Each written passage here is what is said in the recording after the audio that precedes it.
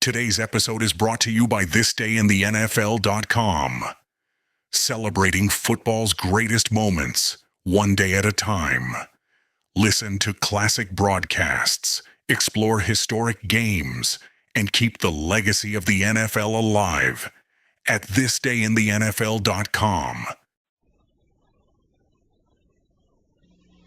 In the 9 past championship games, the Giants have won 3 and lost 6. Baltimore is sparked by the remarkably fine quarterbacking and passing of the Cinderella kid of pro football, Johnny Unitas, who came off a sandlot near Pittsburgh to make the grade with Baltimore. A University of Louisville alumnus, Unitas cost the Colts only a telephone call to sign, and this year he's been the mainspring of their personal attack, which has brought the Colts their first conference title. He's thrown at least one touchdown pass in his last 25 consecutive games. That's a National Football League record. With Unitas are such fine performers as speedster L.G. Dupre, other speedsters in Lenny Lyles, Lenny Moore, and Johnny Call, flanking the power men of the Colts attack, Alan Amici and Billy Pricer. Up front are a pair of splendid pass catchers in Raven Berry and Jim Mutchler at ends, with an interior line that's big, mobile, and tough. Parker and Priest at tackles, Spinney and Sandusky at guards, and Buzz Nutter at center. The defensive platoon of the Colts is anchored by a huge, tough 4-man wall of Gino Marchetti, Art Donovan, Gene Lipscomb, and Don Joyce. They average 262 pounds. And it's a defensive unit that has played an impressive role in Baltimore's march to the Western title this season. Their secondary, for instance, has grabbed off some 35 enemy passes this season. That's an average of 3 interceptions a game. The Giants of New York have an equally impressive defensive unit. So rugged have these New York Warriors been, particularly these past 2 weeks, that they've been accorded ovations when the defensive platoon left the field, particularly last Sunday, when they limited the Cleveland Browns to a 64-yard total gain and blanked the Browns 10-0, and that, as anyone in the National Football League will tell you, is no small trick. Offensively, the Giants move with 38-year-old quarterback Charlie Connolly, the most venerable of the National Football League pilots, in command. He has 88 completions and 184 attempts for 1,199 yards and 10 touchdowns. Connolly has a veteran and a fine first-year backfield, too. A pair of backlines to work with in the veteran backfield. He has Frank Gifford, an all-league choice. Alex Webster, a power runner. The hard-charging Mel Triplett at fullback, and they've got a splendid line in front of them. So, with all the spirit, drive, and enthusiasm of the men who love to play this game and who play to win, we'll see the finest teams of the National Football League today. And as added incentive, they'll be fighting for the winner's end of the players' pool. And that's extra cash for everybody at holiday time. Now, one unusual feature prevails today. The application of the National Football League sudden death rule will be made in the event of the regulation game ends in a tie score. Under the terms of the sudden death regulations, the toss of a coin with the choice made by the visiting team captain decides which team will kick off or receive to start the extra period or periods. Then the teams continue to play until one or the other scores, field goal, safety, or touchdown, whereupon that team is declared the winner and the game ends. But sudden death has never been invoked in previous world title games. Whether or not it will today, we don't know. However, to tell you about it and to bring you the starting lineups, here is my colleague on today's broadcast, a fine sports reporter, and Bill McColgan. Bill? Thank you very much, Joe. Good afternoon, football fans from Yankee Stadium. It's the Colts against the New York Giants for the National Football League Championship. In just a moment, we're going to have our national anthem, so we'll delay our running down the starting lineups of today's game. The referee this afternoon is Ron Gibbs of the College of St. Thomas, the umpire Lou Colazzi of Penn State, the headlinesman Charlie Berry of Lafayette, the back judge is Cleo Deal of Northwestern, the field judge is Charlie Sweeney of Notre Dame. Out on the field right now, the combined bands, the Baltimore Colts Cowboy Band and Wayne High School Band of New Jersey. The crowd expected to reach 70,000 to witness this championship tilt here this afternoon. The New York Giants last were in the championship game 2 years ago in 1956 when they won up the Chicago Bears. Our national anthem.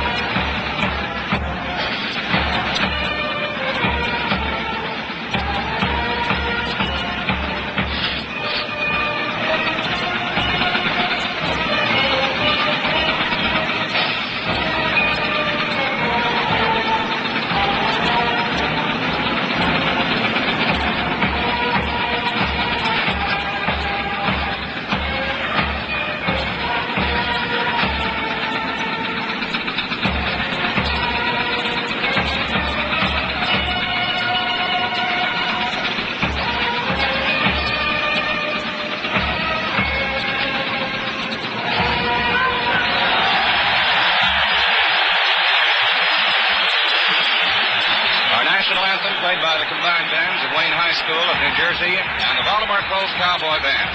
And now the starting lineup. And first for the Western Conference champions, the Baltimore Colts, coached by Weeb Eubank. At left end, number 82, Ray Berry, 6'2", 190-pounder, 25 years old. In his fourth year in the National Football League, and he's from Southern Methodist. His home is in Paris, Texas. The left tackle, a former Ohio State All-American, Big Jim Parker, 6'3", 270 pounds, 24 years old. In his second year in the pro ranks, is a native of Toledo, Ohio. His home is now in Baltimore, Maryland. The left guard, number 63, Art Spinney, who played his collegiate football at Boston College, 6'1", 230 pounds, 31 years old, his seventh year in the NFL. He's from Saugus, Massachusetts, but he too makes his home now in Baltimore, Maryland. The center, number 50, Madison Buzz Nutter, 6'4", 235 pounds, 27 years old, in his fifth year in the league. Played his college ball at Virginia Polytech, and his home is in Huntington, West Virginia. The right guard from Clarion State Teachers in Pennsylvania, number 68, Alex Sandusky, 6'3", 235 pounds, 26 years old, in his fifth year with the Baltimore Colts. His home is in Annapolis, Maryland. The right tackle is number 60, George Priest, 6'2", 245 pounds, 25 years old. In his fourth year, he's from Virginia Polytech, and his home is in Roanoke, Virginia. The right end, number 84, from Notre Dame, Jim Mutscheller, 6'1", 215 pounds, 28 years old. In his fifth year, and he lives in Baltimore. Moving now to the offensive backfield, number 19, Johnny Unitas will be at quarterback, 6'1", 190 pounds, 25 years old. In his third year, he's from the University of Louisville. He makes his home in Baltimore. At left halfback, the speed boy from Baylor, L.G. Dupre, 5'11", 190 pounds, 26 years old. In his fourth year in the league, he wears number 45, and he's from Baltimore, Maryland. The right halfback, also living in Baltimore, number 24, the former Penn State star, Lenny Moore, and a threat to go the distance anytime he gets his hands on the ball. Moore is 6'1", 190 pounds, 25 years old, in his third year in the National Football League. The fullback, a former All-American from the University of Wisconsin, 6'1", 220 pounds, Alan Amici, 25 years old, in his fourth year in the National Football League. Moving now to the Eastern Conference champion New York Giants, coached by Jim Lee Howell. The left end, number 44, Kyle Rowe, who is 6 feet, 205 pounds, 30 years old, in his eighth year in the league. He's from Southern Methodist. His home is in San Antonio, Texas. The left tackle, number 79, Roosevelt Brown, who played his college ball at Morgan State. Big Rosie is 6'3", 245 pounds, 25 years old. In his sixth year with the Giants, he's from Charlottesville, Virginia. The left guard, number 68, Al Berry, 6'2", 230-pounder from Southern California, 27 years old. In his third year, the first two of which were spent with the Green Bay Packers. His home is in Beverly Hills, California. At center, a former Northwestern star, number 55, Ray Waiteka, 6'1", 225 pounds, 29 years old. In his sixth year, he's from East Chicago, Indiana. The right guard, a boy who played his college football under Red Blake at West Point, number 62, Bob Mishak, 6 feet, 240 pounds, 25 years old. He's in his first year in the National Football League. A year ago, he did go to the Cleveland Browns camp at Hiram College, but quit, and then decided to come back to football this year and was signed by the New York Giants. His home is in nearby Union, New Jersey. The right tackle, a rookie who has done a tremendous job for the Giants in place of the injured Jack Stroud, number 72, Frank Yusso, who is 6'4", 260 pounds, 22 years old. In his first year, he's from Minnesota, and his home is in International Falls, Minnesota, the home of another football great, Bronco Nagurski. At right end, number 85, Bob Schnelker, 6'4", 215-pounder, 28 years old. In his sixth year, he played his college football at Bowling Green in Ohio, and his home is in Marion, Ohio. In the backfield, it's expected that Coach Jim Lee Howell will again follow his system of starting Don Heinrich and then following up with the veteran Charlie Connerly. Heinrich wears number 11. He's 6 feet, 180 pounds, 27 years old. Played at the University of Washington, and his home is in Bremerton, Washington. The left halfback, one of the most versatile men in the National Football League today or any other day, Frank Gifford, the ex-Southern California star, 6'1", 205 pounds, 28 years old. In his seventh year, he's from Bakersfield, California. He's a fine runner, a great pass receiver, and can also throw the football. At right halfback, number 29, Alex Webster, 6'3", 210 pounds, 27 years old. In his fourth year, played college football at North Carolina State. His home is in New Brunswick, New Jersey. And the starting fullback, Mel Triplett, number 33, from Toledo, 6'1", 215 pounds, 26 years old. In his fourth year in the National Football League. We'll be set for the kickoff in just a moment. I'm Ralph Martiri, and here's how we play our Marlboro song.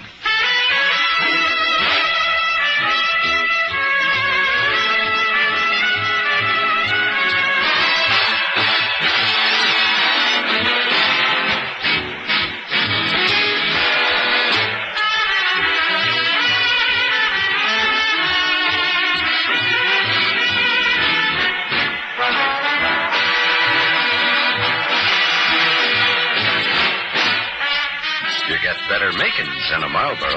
More flavor, more filter, more cigarette. Look for the new Gold Crest on the pack and box. For better makings, make it Marlboro. You get a lot to life with a Marlboro. Filter, savor, set-top box.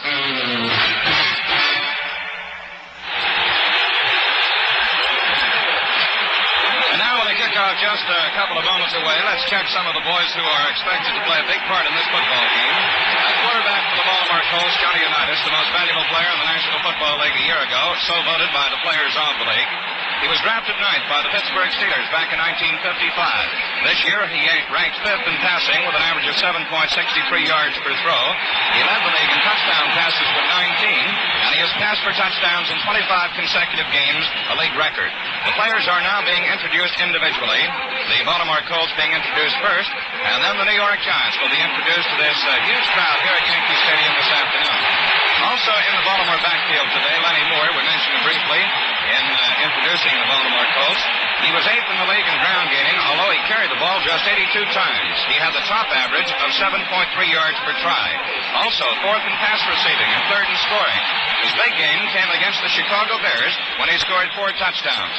His college coach, Penn State coach Rip Engel, called Lenny Moore the greatest player he ever coached. Alan Amici, the big fullback, led the league in ground gaining, was a rookie back in 1955. He was a Heisman Trophy winner in 54 while playing for the University of Wisconsin. The Heisman Trophy, of course, goes to the outstanding collegiate football player in the country. And Amici was second to Jimmy Brown in rushing this season. Gino Marchetti, an all-pro in the last 3 years. He has been in the Pro Bowl for the last 5 years and is regarded by most pro football experts as the best defensive end in the game. He participated in the Battle of the Bulge during World War II when he was only 18 years old. Speaking of defensive ends, we have 2 of the finest out here on this field this afternoon in Marchetti of the Baltimore Colts and Andy Robustelli of the New York Giants. And it's going to be interesting to see what big Jim Parker, who is playing at left tackle, can do to keep Robustelli, the defensive right end for the New York Giants, out of the Baltimore backfield. The past 2 weeks against the Cleveland Browns, Robustelli played outstanding football. Ray Berry at left hand for Baltimore, tied with Pete Retzlaff of the Philadelphia Eagles for pass receiving honors with a total of 56 this year, and 9 of them went for touchdowns. In one game against Detroit, he caught 10 for 149 yards, and 2 of them went for TDs. He's the son of a high school football coach down in Texas. He was drafted 20th by the Colts in 1954, so it just goes to show that you don't have to be drafted 1, 2, 3, or 4 to make it in the National Football League. At left guard, for the Colts, a fellow who's mighty happy this afternoon, Art Spinney. He's been in football for 7 years, but this is the first time that he has reached the championship game, and he and a former college teammate, Art Donovan, the defensive left tackle for Baltimore, are a couple of happy boys to be in this big one this afternoon. Spinney played end in college at Boston College, where he was captain of his team, but he was switched to offensive guard when he came to the professional ranks. That cheer you hear in the background is for the start of the introduction of the New York Giants. And while they're talking about the Giants, let's take a look at some of the boys who will be operating for the New York team this afternoon. Frank Gifford, the left halfback, was drafted number 1 by the Giants in 1952, and they've never been sorry for that draft. He is just about the most versatile backfield man in the game today. He's always among the league leaders in running and pass receiving, and he has also played defense for the Giants. A couple of years ago, he averaged about 50 minutes a football game, going both ways.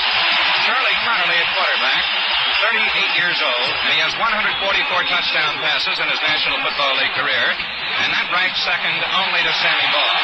He once completed 36 passes in 1 football game. In the offseason, Connerly is a cotton farmer in Clarksdale, Mississippi. Kyle Road at left end was a bonus choice in 1951. He was a great halfback and then was shifted to end. A brilliant all-around athlete. He played minor league baseball, and they tell us that he can give some of the golf throws a real tussle. Road in recent years has been hampered somewhat by knee injuries. Another boy who has been bothered by knee injuries is Alex Webster, the power-running right halfback who was signed by the Giants in 1955 after starring in Canadian football for 2 years. We mentioned Robustelli. He's an annual selection as an all-star defensive end. He's fast and powerful and a great pass rusher. And in the defensive backfield for the Giants, Jim Patton, who this year led the league in interceptions with 11. He's the fastest member of their defensive backfield. Played his college football at Mississippi, a great ball hawk, and also a fine tackler. The Giants are introducing their defensive lineup. And since we have a little time here, we'll tell you who will be in there when the Baltimore Colts have the ball. Jim Kancavas will be at left end. Robustelli will be at right end for the Giants. Dick Modulowski will be at left tackle, and Roosevelt Greer at right tackle if Rosie can make it. If not, M.L. Brackett, number 71, third-year man from Auburn, will move in to the defensive right tackle spot. The linebackers for the Giants on the left side will be Cliff Livingston of UCLA. The middle guard or middle linebacker, Big Sam Huff of West Virginia. He's wearing number 70, and he's the fellow who did a tremendous job in covering Jimmy Brown in the games against the Cleveland Browns this year. Harlan Severi, number 84, is the right linebacker for the Giants. Their defensive backfield composed of Lyndon Crow, number 41, Emlyn Tennell, number 45, a veteran of 11 years in pro football, Jim Patton of Mississippi, and Carl Karolevich, who is in his 6th year and saw service with the Detroit Lions before coming on to the New York Giants. The Giants will receive the kickoff. And in the first period of this football game, they'll be moving from north to south here at Yankee Stadium, from our left to our right. Again, the officials, the referee is Ron Gibbs of College of St. Thomas, the umpire Lou Palazzi of Penn State, the head linesman Charlie Berry of Lafayette, the back judge Cleo O'Neill of Northwestern, and the field judge is Charlie Sweeney of Notre Dame. Joe, kickoff is just a moment away, and of course all the marbles are riding on this one, so do you have anything to say before the kickoff? Yes, that I've never seen a game attract so many people, 70,000 fans in a major city the size of New York, when all of the city's newspapers have not been publishing for a period of several weeks. Every ticket for this game was sold some days ago by midweek, including the standing room only tickets, and I can guarantee they're sitting in every available spot in Yankee Stadium today. They've got a lovely day for it, but it's a great tribute to professional football, to the New York Giants and the Baltimore Colts, that 70,000 fans approximately will show up here today with the city barren of the normal means of communication in newspapers. Of course, radio and television have done a superb job of informing this population of the project, and word of mouth has done it tremendously too. It seems that New York is one great big village today in which everyone is talking about the New York Giants and the Baltimore Colts. We'll be at it shortly, Bill. There go the Giants, and you're going to work. Okay, Joe, the ball is out on the 40-yard line. The Baltimore Colts will kick off. The New York Giants huddling at the 25-yard line. The members of the winning team in this football game will receive approximately $5,000, while the losers will receive slightly under $3,000. Don Maynard, number 13, and Phil King, number 24, going back into the double safety spot for the New York Giants, standing in the Giant end zone. Number 44, Bert Retchichar, former Tennessee star, has teed the ball up on the 40-yard line in preparation to kick off to the New York Giants. The Colts against the Giants for the World Championship of Professional Football. Retchichar waiting for the whistle from referee Ron Gibbs. Signals that he's all set. Here's the kick. Retchichar gets a good boot going high and deep into the Giant end zone. Maynard takes it and decides to stay in there for the touchback. And so it'll be the New York Giants ball. First down and 10 yards to go. On their own 20-yard line, a tremendous boot by Bert Retchichar going high and deep into the New York end zone. We'll check the New York backfield for you just as soon as they break the huddle. Don Heinrich is at quarterback. Frank Gifford, the left halfback. Alex Webster at right halfback. And the fullback is Mel Triplett. Kyle Rose splits it right in. The flanker out to the left is Frank Gifford.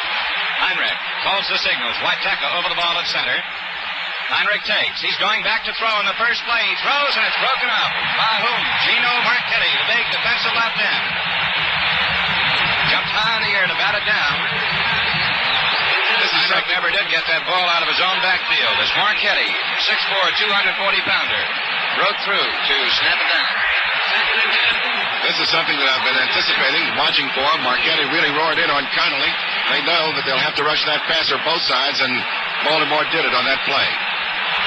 Okay, Joe. Giants out of the huddle to the line of scrimmage. The ends are split. The slot back to the right is Frank Gifford. Heinrich at quarterback. Holds the signals. Gets the snap. Fakes the triplet. Goes back to throw. He throws. It is good to Webster at the 20, 25-yard line. Across the 25 to about the 27. Again, Marchetti broke through. It was Don Shinnick who made the tackle. Marchetti was just about to get his hands on Heinrich when he got the ball away. Out to the left to Alex Webster. And Webster carried to the 27-yard line. A gain of 7 yards. It's third down and 3 yards to go. Where the Baltimore Colts taking time out. The score, the Giants nothing, the Colts nothing. Next time you go out for cigarettes, here's something to remember. You get better makins in a Marlboro. Better makins. Two little words that mean more flavor, more filter, more cigarette. The secret's in the Marlboro recipe. A special recipe created in Richmond, Virginia from fine, mild tobaccos, specially blended, then carefully processed for filter smoking. This recipe teams up with Marlboro's improved filter to give you a generous helping of flavor in a smoke of surprising mildness. Flavor and mildness. That's the combination you want. That's the combination you get with Marlboro. Because you get better makings in a Marlboro. Pick up a carton next time you shop. You can tell today's Marlboro by the new gold crest on the pack and box.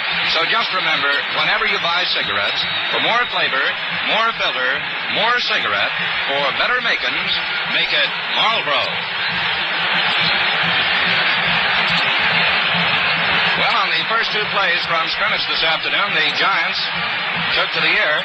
The first one batted down by Gino Marchetti, the big defensive left end of the Baltimore Colts.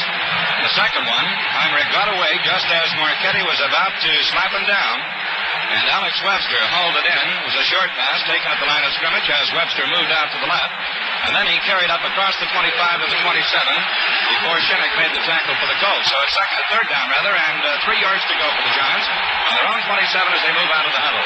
Right end, Kyle Rote is split. Left end, Schnaufler just by a couple of steps, and Gifford is a flanker out to the left.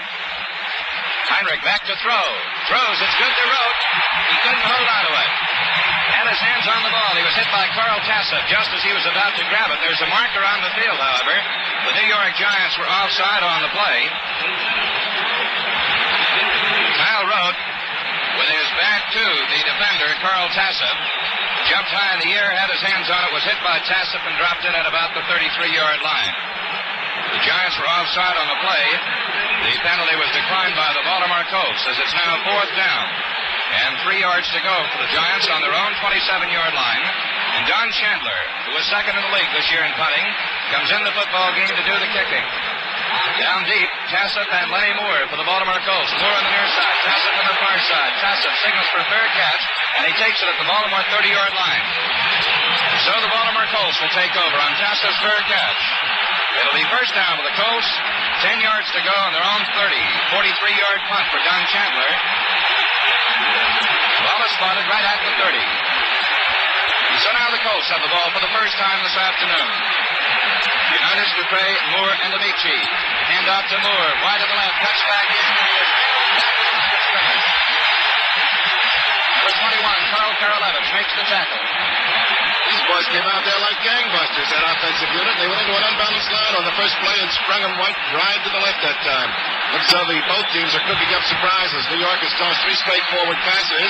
Now Baltimore is on the attack, and they're ready to roll. And it's second down and 12 yards to go for the Colts. They move up to the line of scrimmage. Unitas asks the crowd to quiet down. Lenny Moore is a flanker out to the right this time. With Unitas in the backfield, it's Amici and Dupre. The handoff goes to Amici straight ahead, and he pulls his way up to about the 34-yard line. Alan the Horse Amici carrying up the middle. Karalevich in there to make the tackle, along with Andy Robustelli and Sam Huff. So Amici picks up 6 yards from his own 28-yard line to the 34-yard line. And it is third down coming up and 6 yards to go. The Colts huddle back at the 25-yard line. Out they come. Ray Berry, the left end, splits by about 8 yards. Lenny Moore, a flanker, way out on the right side, about 7 or 8 yards in from the far sideline. Unitas at quarterback calls the signals. Colts line goes down.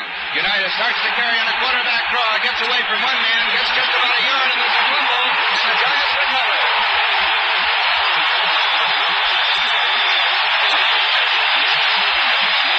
The Giants ball first down. Jim Patton came up with it. big break of the football game. As the Giants take over, 1st and 10 on the Baltimore 37-yard line. Unitas coming up the middle on the quarterback draw was hit after he got a couple of yards. So it's the Giants ball, 1st and 10. Snelker splits it right end. Rook does the same on the left side. Slot back to the right is Frank Gifford. Heinrich still at quarterback for New York. Calls the signals. Gets the snap back from Whitetucker. Hands to Webster wide to the left, but he goes nowhere. Alex Webster pulled down by Don Shinnick on a shoestring tackle. Then along came Art Donovan to help out, but it was Shinnick who made the stop. A loss on the play of a couple of yards back to the 39-yard line. Alex Webster trying to swing around his own left end, but he couldn't make it. As Shinnick, the middle guard, came driving through to make the stop. Giants huddle outside the 45-yard line. They have the ball on the Baltimore 39. 2nd down, about 12 yards to go. Webster, a flanker out to the right. Giant with fumble. Triplett couldn't hold on to it, and I believe the Colts have come up with it this time. It's the Baltimore Colts ball. It was bobbled originally by Heinrich, and then in handing it off to Triplett, Triplett lost it, and Gino Marchetti came up with it. And so it's Baltimore's ball, 1st and 10 on the 45-yard line. Gino Marchetti coming up with the ball. Colts 1st and 10. Unitas calls the signals. He's going back to throw. He gets good protection. A little flare pass out to the left. Dupre has it. He gets to the 49-yard line. Tackled at the 49 by number 21, Carl Karolevich. Number 84, Harlan Severi, helping out. Unitas got terrific protection that time. A gain of 4 yards. It'll be 2nd down and 6 yards to go. And that's the first time that Unitas has thrown this afternoon. The little flare pass to L.G. Dupre as Dupre moved out to the left. Ball on the 49-yard line. 2nd down and 6 to go. Lenny Moore is a flanker out to the right. Unitas calls the signals. Long count this time. The line goes down. The snap back to Unitas. The handoff goes to Dupre, and he is really nailed as he gets just a yard to the 50-yard line. Hitting in behind his left guard. He was really dropped by number 84, Harlan Severi, the linebacker on the right side for the New York Giants. So Dupre gets 1 yard. It's 3rd down and 5 yards to go. Baltimore backfield, Unitas at quarterback, Dupre, the running halfback at left half. Lenny Moore is normally the flanker. Once in a while, he does stay in the backfield as a runner. Amici is the fullback. It's Moore, flanked out to the right. The left end, Ray Berry is split, and the right end, Mutchler is tight. Unitas calls the signals. He takes. He's going back to throw. He fires. Intercepted by Karolevich at the Giant 40. Gets across the 45 to the 47. It'll be Giants ball, 1st and 10. L.G. Dupre made the tackle. The forward pass thrown by Unitas, intercepted by Carl Karolevich, the former Syracuse University star. And Karolevich got a return from the 40 to the 45-yard line in Giant territory. So it's New York's ball, 1st and 10. Webster flanked out to the right. The left end, Kyle Rote is split. Flip out to Gifford, wide to the left, and he goes nowhere. Ray Brown comes up from the Baltimore secondary to make the stop. Heinrich flipping out to Frank Gifford. Gifford trying to get around the corner, but he got nowhere. Actually lost a yard on the play. Back to the 44-yard line. And at least in the early moments of this football game, these defenses are really tough. Ball on the 44 in Giant territory. 2nd down, 11. Webster flanked to the right. Kyle Rote split at left end. Heinrich takes. Gives to Triplett. Triplett stops at just about the line of scrimmage. He started to go wide to the left, stopped short, and then tried to cut, but he was hit just as he did by number 76, Big Daddy, Gene Lipscomb. So there's no gain on the play. Triplett got to just about the line of scrimmage. The veteran Charlie Connerly starts to loosen up in back of the Giant bench, right down in front of our broadcasting booth. It's 3rd down and 11 yards to go. Giants have it on their own 44-yard line. They huddle back at the 35. Now they move out of there. Kyle Rote splits at right end. Frank Gifford is a flanker out to the left. Whitetucker over the ball at center as Heinrich calls the signals. Takes. Goes back to throw. He throws to Triplett. He's at the 45. And he fights his way to the 50-yard line. Triplett takes the flare pass. And again, Gino Marchetti was putting pressure on. It was Pellington and Leo Sanford, or Don Shinnick, who made the tackle. All of the passes thrown so far have been of the flare variety, the short ones, out to either the right or the left. That one went for a gain of 6 yards, just crossing the 50-yard line, and now Chandler goes in to do the punting. 4th down, about 5 yards to go. Kicking from about his own 40-yard line. He gets the kick away. It's a good high one. Tassup waits for it at the Baltimore 9 to the 10, and he goes out of bounds at about the 14-yard line. Chandler's punt. Going down to the Baltimore 9-yard line. Carl Tassup, the veteran defensive back, moves it back. 41-yard punt, a 6-yard return. The ball is being spotted now at the 15-yard line. Driven out by Ed Hughes. And so the Colts have it 1st and 10 deep in their own territory at the 15-yard line. No score in the football game. 8 minutes left to play in the first quarter. Baltimore out of the huddle. Lenny Moore flanked out to the right. Unitas calls the signals. The left end, Ray Berry, splits by about 5 yards. Unitas back to throw. Gets good protection. Throws a long one.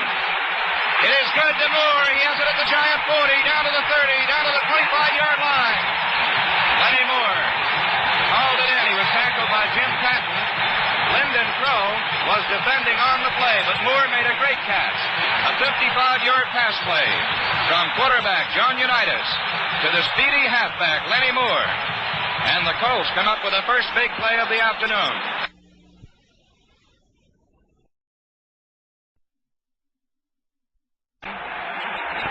But Moore made a great catch. Moore is flanked out to the right. Ball nose just over the Giant 25. Unitas calls the signals. Gets the snap. Hands off to Amici, the fullback. Up the middle he goes, and inside the 20-yard line, down to about the 19. Dick Modulewski, number 77. Carl Karolevich, number 21. In there to make the tackle. Ball spotted at the 20-yard line, so Amici gets 5 yards, and it's 2nd down and 5 yards to go. Baltimore threatening for the first time this afternoon. No score in the game. Little under 7 minutes left to play in the opening period. Unitas calls the signals. He has Moore flanked out to the right. Giants have a 5-man line. Unitas gets the hands off to Dupre, but Dupre goes nowhere. Dupre got the handoff from John Unitas, but he was nailed by Dick Modulewski just as soon as he got the ball. A loss of a yard on the play back to the 21-yard line. And it's going to be 3rd down and 6 yards to go. And here's a big one coming up. 3rd down and 6 for the Baltimore Colts on the New York Giants 21-yard line. Giants have talked things over defensively. The Colts now break their offensive huddle. Ray Berry splits the left end by about 8 or 10 yards. Moore is the flanker out on the right side. Unitas checks the New York defense, calls the signals. Amici splits from his position. Unitas back to throw. They whistle. And number 75, Jim Katkavich and Buzz Nutter, the Baltimore center, have a couple of words quickly separated. I believe Baltimore took too much time. The whistle blew actually before Nutter snapped the ball to the quarterback. And now the officials have a bit of a conference. Baltimore penalized back to the 25-yard line for a delay of game. And so, it's now 3rd down, 11 yards to go. So let's see what the Colts come up with. They have the ball on the New York Giants 25-yard line, just outside the 25. Berry splits at left end. And again, Lenny Moore. Dupre is the flank route to the right. The flip goes out to Lenny Moore. He tries to get around the corner, but he has dropped it about the 25-yard line. Cliff Livingston, number 89, making the tackle for the New York Giants. The flip went to Len Moore. He tried to get around the right end. He did for just about a yard to the 24-yard line. And so now it's going to be Steve Myra trying a field goal. Ball being held by George Shaw from the 30-yard line. The ball is spotted, booted. It is no good, but there's a flag on the play. The Giants were offside. A 30-yard field goal try, no good, but the Giants were offside, and so Meyer will get another chance. Offside penalty against the Giants. This time Meyer will be kicking from about the 26-yard line. Myra's in his second year. He's 6'1", 235 pounds. He tries the short ones. Bert Retchichar usually tries the long ones. A new football being thrown in. George Shaw, Baltimore's number 2 quarterback, will hold the ball. He's going to, his knee is down at about the 27-yard line. Signals being called. Spotted. It's blocked. It's blocked by Sam Huff and Carl Levitt. And the Giants take over. Sam Huff, number 70, came driving through to block it.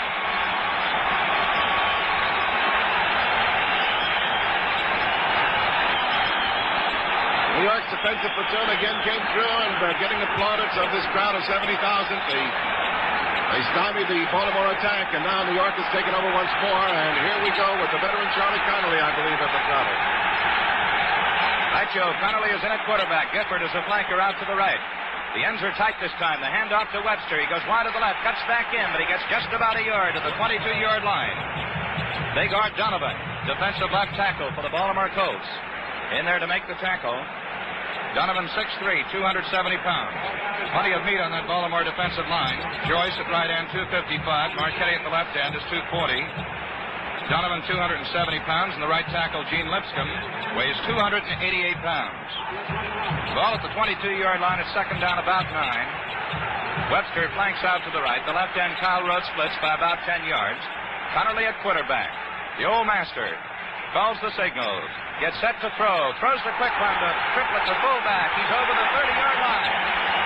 Tackle made by Shinnick, number 66.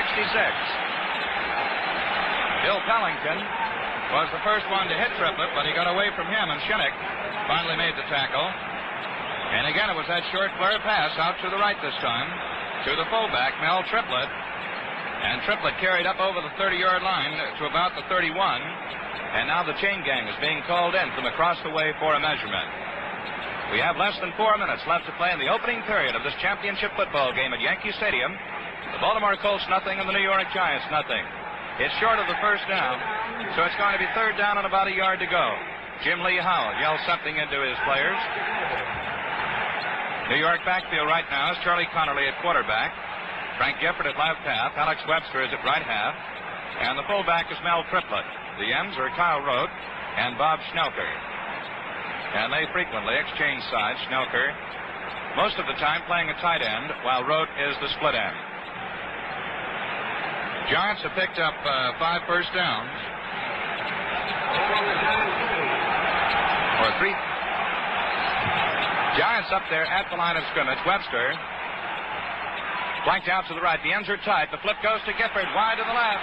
And he gets yardage. He's at the 35, the 40. He's at the 50, the Baltimore 40, the 35. And he's down about the 31-yard line. Bill Pellington makes the tackle. Gifford doing some fancy running. Circled his own left end, cut back, and goes all the way down to the Baltimore 31-yard line. A good block thrown by number 66, Jack Stroud, back in there this afternoon after being out with rib injuries. 38-yard run for Frank Gifford, and the Giants have the ball on the Baltimore 31-yard line. New York coming out of the huddle. This time it's a straight T in the backfield. Left end road split by just a couple of yards. Connolly calls. Hands to Triplett. Wide to the left. He cuts back in, but gets just about a yard to the 30-yard line. Really driven into the earth. Art Donovan, number 70, in there to make the tackle. Triplett got inside the 30-yard line, given to the 29, so it's a gain of 2 yards on the play, second down, and 8 yards to go. Giants move up to the line of scrimmage. Kyle Rote splits out, flanker out to the right. Gifford out to the left. Connolly rolls to his right. Throws a long one. No good. Intended for Kyle Rote down inside the 5-yard line. Carl Tassett, number 23, was defending. Getting the pressure on Connolly was the big left end, Gino Marchetti. As Connolly rolled to the right, tried to hit Kyle Rote down inside the Baltimore 5-yard line, but it's incomplete. Giants have now tried 6 passes and completed 3 of them. They have 1 first down. And the Colts also have one first down. That came on that long pass play from Unitas to Lenny Moore. It's been a defensive battle so far. And many football experts figured that that's what it was going to be. A little better than 2 minutes left to play in the first quarter. Giants move out of the huddle to the line of scrimmage.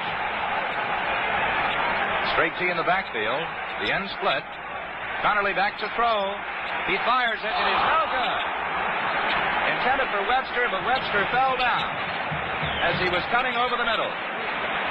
Webster, I think, hit one of those damp spots on the field that's left from the thawing out of the frosty surface. As the ball was right on the button, Webster was wide open, but just as he reached for it, his feet went out from under him, and obviously he hit a wet patch on the field. I've been interested in the Giants running. They're running to the left, passing down the right side of the Baltimore defense. Baltimore is running, when they do run, over Big Rosie Greer, figuring he's hurt, and they can do it. Now we're getting a field goal try, Bill. From the 36-yard line, Pat Summerall boots it. It's good. The Giants lead by a score of 3-0. As Pat Summerall, who 2 weeks ago this afternoon kicked them right into the Eastern Conference race when he came up with a 49-yard field goal with just a couple of minutes remaining to beat the Browns 13-10 in the final game of the regular season, set up the playoff last week. Now he comes through with a 36-yard field goal, and the Giants are in front by a score of 3-0.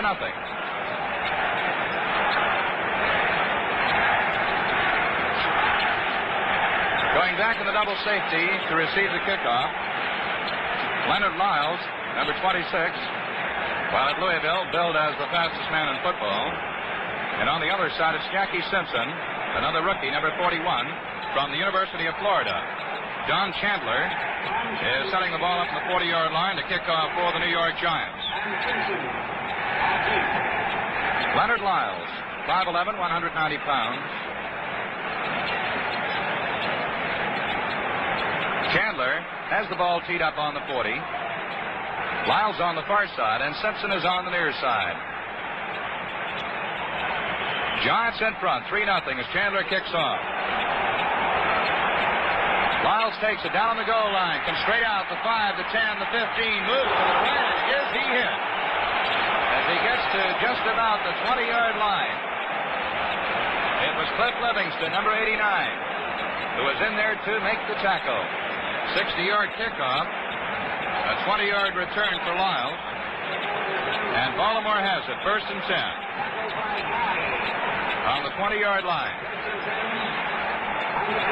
Colts out of the huddle. Lenny Moore goes out to the right. Left end, Ray Berry splits. Unitas at quarterback calls the signals. Gets the snap. He goes back to throw. He fires it. Moore has it at about the 26-yard line. Tackled immediately. Lenny Moore went down the far sideline, then stopped short and came back to get it at the 26, tackled immediately by Lyndon Crow, number 41. Unitas has attempted 5 and completed 4 in the first period with 1 minute and 15 seconds left to play in this quarters. The Colts have the ball 2nd and 4 on their own 26-yard line. Again, Moore is out to the right. Berry the left end split. Handoff goes to Dupre. Dupre following the fullback. Moves in behind the right side of his line and gets up close to the 30-yard line.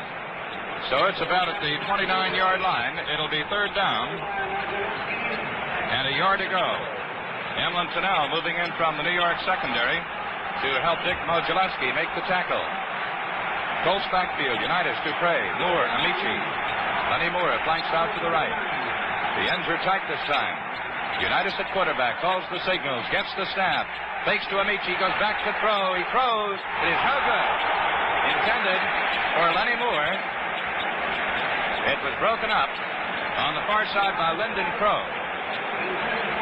That time, Carl Karlevich, the right cornerback, had a good rush on Unitas. And so it's broken up. And now with just about 25 seconds left to play in the first quarter of this football game, Ray Brown comes in to do the punting. First time this afternoon that Baltimore has kicked. Lyndon Crow and Don Maynard, the double safety for the Giants. Brown gets the kick away, bounces Giant 40. Taken by Lyndon Crow at the 30. And he is driven all the way back to the 15-yard line. Sherman Plunkett, number 79, was the first man downfield for the Baltimore Colts. Throw and trying to get away from him was driven all the way back to the 17-yard line. Cordell Bracey, reserve end, also in on that tackle. 38-yard punt. But Lyndon Crow lost 8 yards.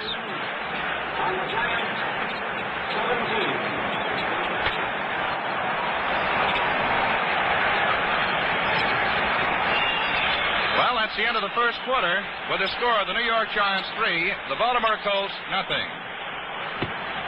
This first quarter has been brought to you by Marlboro, the cigarette with better makings, more flavor, more filter, more cigarette. The secret's in the Marlboro recipe, created in Richmond, Virginia, from fine, mild tobaccos, specially blended, then carefully processed for filter smoking. Pick up a carton in pack or box next time you shop. The second quarter will be brought to you by Clinton Engines Corporation. Nearly 8 million Clinton air-cooled gasoline engines are in use today, delivering dependable power for all kinds of equipment in homes, on the farm, and in industry.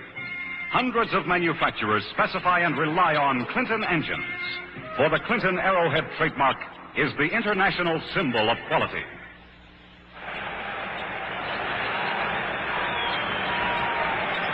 Right now, let's pause 10 seconds for station identification.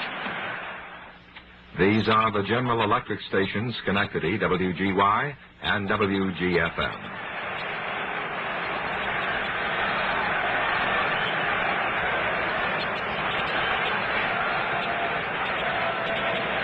The Baltimore boys in a defensive huddle, break out of it now, move up to the line of scrimmage. The Giants huddle back inside the 10-yard line.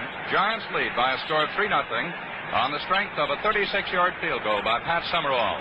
And the Giants have the ball now, 1st and 10, on their own 17-yard line. Shirley Connerly at quarterback. Kyle Rhodes splits at left end. Alex Webster is a flanker this time. He's out to the right. Connerly calls the signals. He gets the snap, and he's going back to throw. He throws the flare to Gifford out to the left. Gifford away from one man is a fumble. And the Baltimore Colts have recovered. Ray Krause in there for Baltimore. Recovers as Gifford, in taking the pass from Connerly, did sidestep one man, but then was hit at about the 19-yard line.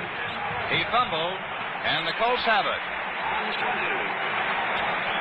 Ray Krause, the veteran defensive tackle, coming up with it at the 20-yard line. Another big break for the Baltimore Colts. Unitas hands off to Moore. Wide to the left, cuts back in. He gets down to about the 15-yard line. Sam Huff has him. And Moore finally is dumped to the earth by Sam Huff. Lenny Moore taking the handoff from the quarterback, John Unitas, swinging out to the left. And he gets as far as the 16-yard line. So it's a gain of just about 4. It'll be 2nd and 6. In the Baltimore backfield, Unitas at quarterback. L.G. Dupre at left half. Lenny Moore at right half. And Alan Amici is the fullback. Dupre is a flanker out to the right this time, with Moore in the backfield as the running back. The left end very split by a couple of yards. Unitas calls the signals. Hands to Amici, the powerful fullback. Hits in behind the right side of his line. Is dumped by Katkavich and Sam Huff after he gets in to about the 12-yard line. Good block thrown by Alex Sandusky to open the hole there. Edmo Gillespie also in on the stop for the New York Giants. The ball is spotted at about the 12-yard line. It'll be 3rd down and 2 yards to go. Giants leading by a score of 3-0, but the Colts have the ball on the New York 12. 3rd down, 2 yards to go. Dupre flank to the right. The left end very is split. Unitas hands to Amici. Amici gets in close to the 1st down. And again it was Sam Huff who made a tackle right down at the ankles, but it's a 1st down. Alan Amici, the 6'1", 220-pound fullback from the University of Wisconsin, carries for the 1st down. Ball is in at about the 8-yard line. About the 9-yard line. So it is 1st down for the Baltimore Colts. They're at the line of scrimmage. Again, Dupre is the flanker of the right. Left end very split by just a couple of yards. Unitas the quarterback. calls the signals. Hand out to Moore. Wide to the left. He gets by one man. He gets down to about the one, and it's ruled that he stepped out of bounds at the 1-yard line.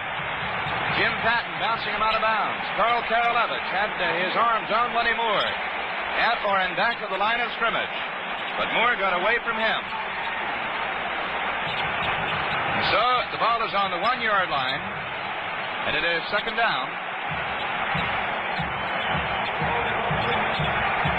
Moore has tremendous speed for those sweeps around the end. Dupre is again flanked to the right. Unitas the quarterback. The line goes down. Snap back to Unitas. Hand off to Amici, the fullback, and he's in for the touchdown.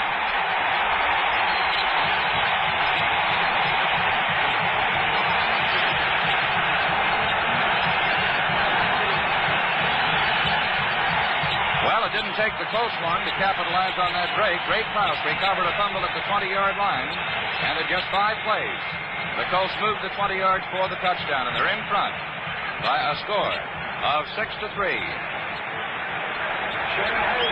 Myra trying for the extra point. George Shaw holding. Ball will be spotted at the 10-yard line.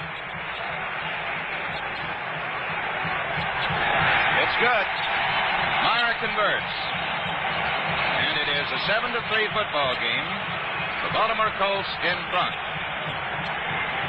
12 minutes and 35 seconds left to play in the second quarter.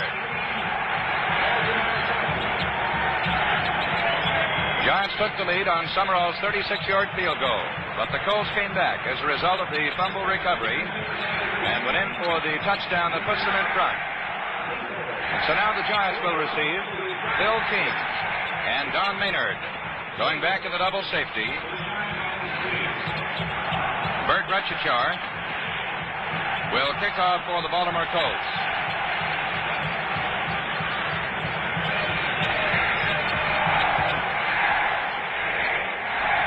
King standing down on the New York goal line on the far side. Maynard, the speedster from Texas Western, is on the near side. Maynard, very slim, 6 feet, 178 pounds. On the other hand, King is a real big boy, 6'4", and 225 pounds. King is from Vanderbilt. Retchichar has teed the ball up on the 40-yard line. The Colts in front by a score of 7-3. Early in the second period of this championship football game at Yankee Stadium. Retchichar signals that he's all set. He gets the whistle and moves up on it. It's a low kick. Bouncing and taken by Triplett at the 15-yard line. Still on his feet as he crosses the 30-yard line, and he gets up to about the 33. Triplett had his hands on it, couldn't hold onto it first, down at about the 15. It was picked up by a lineman, Roosevelt Brown, who turned and handed it to Triplett. It was Myra who made the tackle at the 33-yard line. And so, the New York Giants have it. 1st and 10 on their own 33. Out of the huddle they come. Webster flanked out to the right. Kyle Rote at left hand to split. Connerly at quarterback calls the signals. Gets the snap. Hand off to Triplett. Triplett gets nowhere. There's a fumble, but it is ruled, I believe, that the whistle blew the play dead before he lost possession of the ball. Coming in to make the tackle, number 83, Don Joyce, the defensive right end, as Triplett was boxed up after getting just about a yard to the 34-yard line. So it'll be second down and 9 yards to go. Second and 9 for the New York Giants. They have the ball on their own 34-yard line, and they trail in the football game by a score of 7-3. Giants out of the huddle. Webster takes the flanking spot out to the right. Kyle Rote at left hand is split. Connerly at quarterback. Calls the signals, gets the snap from Waiteka. He goes back to throw. He fires. Rote has it. Rote has it at about the 48-yard line in Giant territory. Milt Davis makes the tackle, but it is a first down. It is being spotted at the 48-yard line in Giant territory as Charlie Connerly connects with a veteran left end, Kyle Rote. Giants ball 1st and 10 on their own 48. Defensively, the Colts have Marchetti and Joyce at the ends. Lipscomb at right tackle.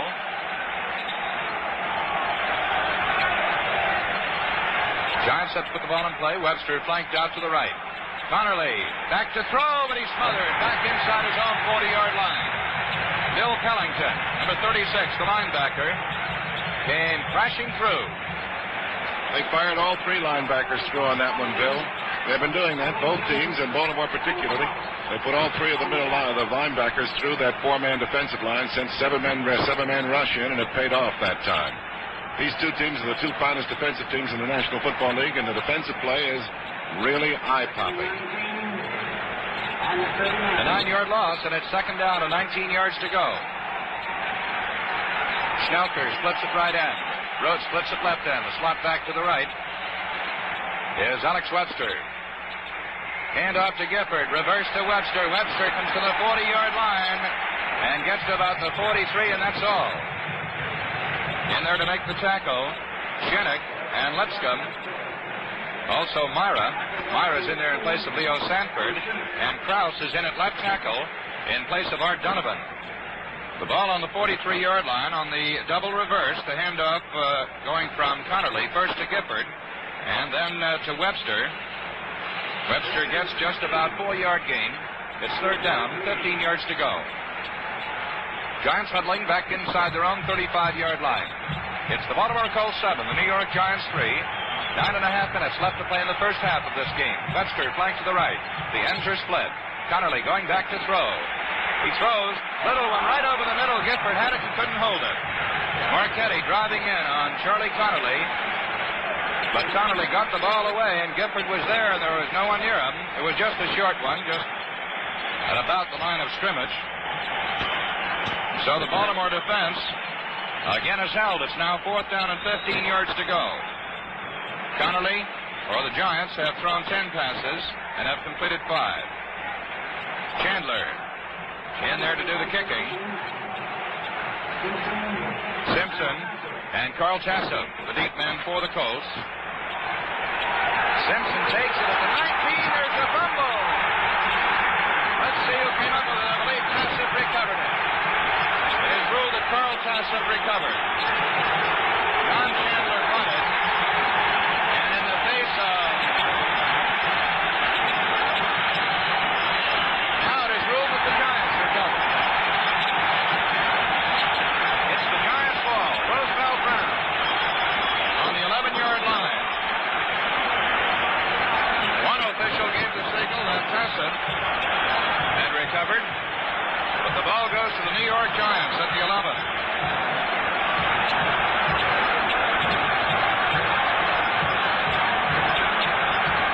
Simpson signaled, or took the ball, couldn't hold on to it.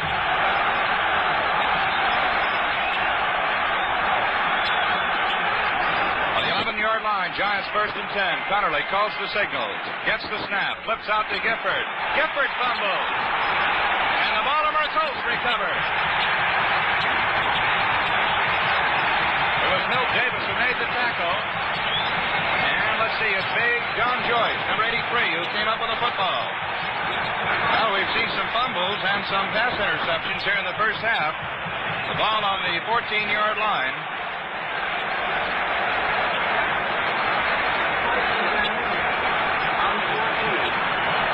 Baltimore's ball, first and 10 on the Colt 14. The ends are split. Back to throw, Unitas. Throws a long one for Dupre, no good. Lyndon Crow covering all the way. The pass intended for Dupre, who just set sail along the near sideline, was in New York territory at about the 45-yard line. Unitas has attempted 7 this afternoon so far and has completed 4 of them. But that one was incomplete, and so it's going to be second down. And 10 yards to go for the Colts.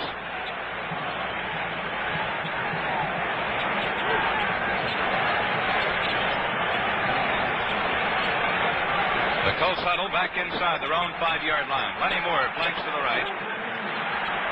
The left end, Ray Berry is split. Unitas checks the New York defense. Unitas goes back to throw. He fires. It's good over on the far side to Ray Berry at just about the 18-yard line. He was tackled immediately by Carl Karalevich. Boy, these defensive lines really putting on an exhibition here at Yankee Stadium. Ray Berry Gets the ball up to the 19-yard line. It's going to be third down and about 5 yards to go.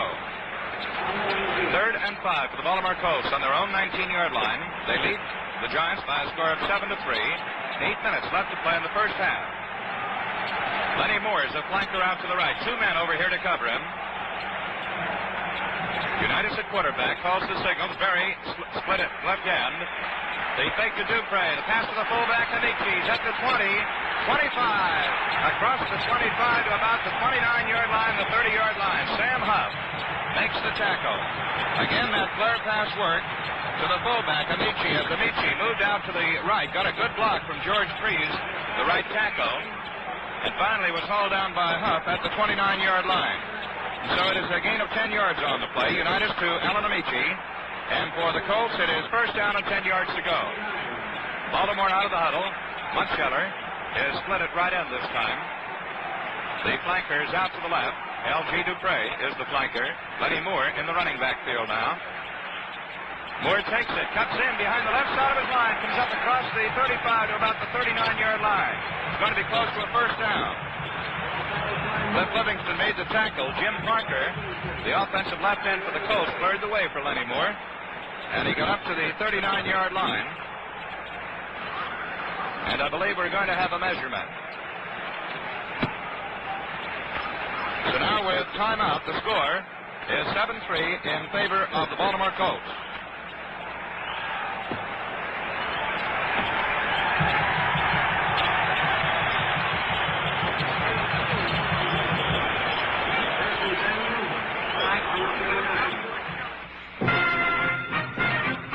Not only do Clinton air-cooled gasoline engines supply the power for the products of over 800 leading manufacturers, but they're also the heart of such completely Clinton-made products as the Clinton chainsaw.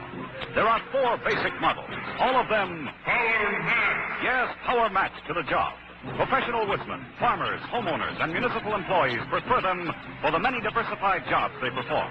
From the ball-bearing roller tip to the fast-track chain to the powerful Clinton engine, a Clinton chainsaw is perfectly power match. Yes, power match to its job and completely Clinton manufactured. So, too, is the Clinton air-cooled outboard motor. An amazingly convenient outboard that weighs only 30 pounds, yet delivers a full 5 horsepower. You'll recognize these fine Clinton products by the world-famous Clinton Arrowhead trademark, international symbol of quality. Look for the Clinton Arrowhead.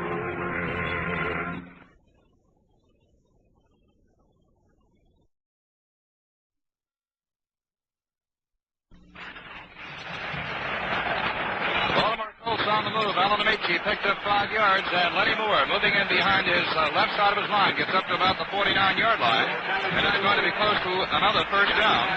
And again, the referee, Ron Gibbs, is calling for the chain gang. Plenty of diversion in this Baltimore backfield. Dupre and Lenny Moore extremely fast. Alan Amici, a real power runner.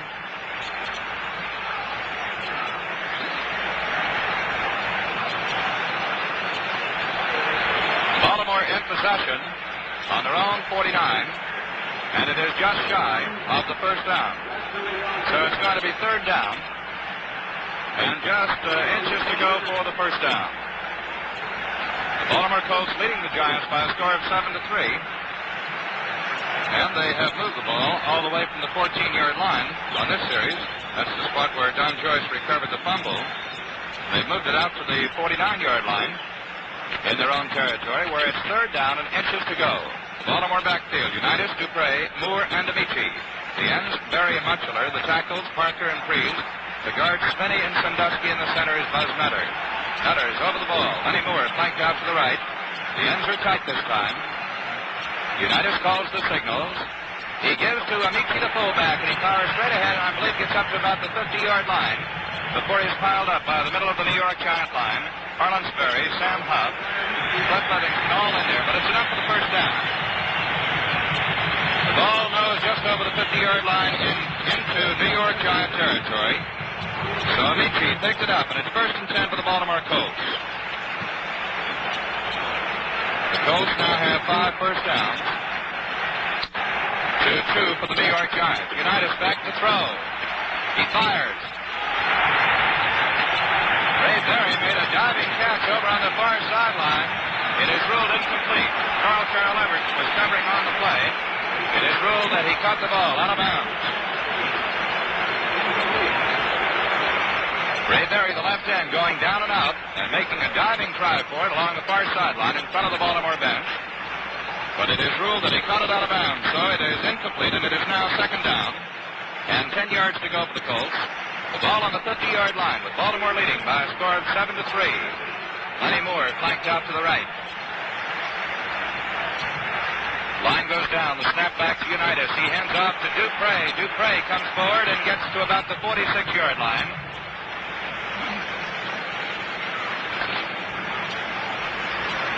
In there to make the tackle was Frank Uso, who is in the football game in place of Roosevelt Greer at defensive right tackle.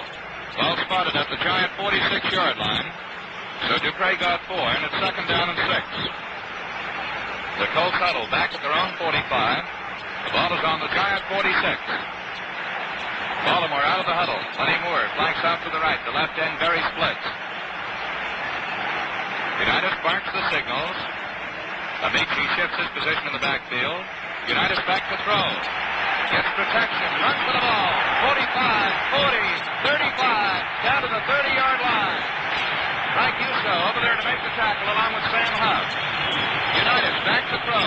Couldn't find the receiver in the open. Decided to take off with it. And then he did. And he goes to the Giant 30-yard line. 16-yard run by the flashy quarterback of the Baltimore Colts. And it is first down and 10 yards to go for Baltimore on the Giant 30.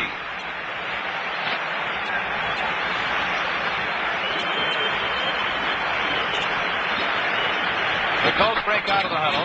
L.G. Dupre takes the flanking spot to the right. Ray Berry splits at left end. Giants have 5 men up there on the line of scrimmage. Unitas gives to Lenny Moore, and boy, he's really upended by Sam Huff. Cliff Livingston, number 89, also helping out. Huff just grabbed him low, picked him up, and dropped him at the 29-yard line. So there's a gain on the play of just a yard, and it's second down and 9 yards to go. With Dupre and Moore in there, the Baltimore backfield is much smaller than the New York Giant backfield. Dupre and Moore weigh just 190 pounds each. Dupre out to the right. Unitas back to throw. There's a marker on the play. Unitas starts to run with the ball. And he gets to about the 26-yard line. Edmo Gillespie, number 77, grabbed him. Also Katcavage, number 75. Unitas again found his receivers covered and decided to run with it. He got into about the 25-yard line, but let's see what the penalty is going to be. Andy Robustelli and John Unitas conferring with the officials.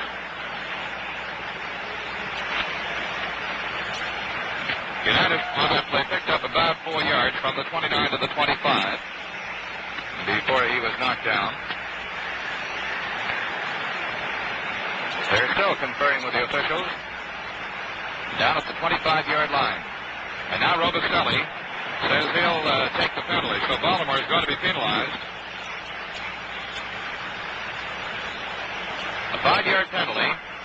It's illegal motion. And so the ball is moved back to the 34-yard line. Illegal motion called against the Baltimore Colts. The down is the second down, but it's now 14 yards to go. Ball on the New York Giants, 34-yard line.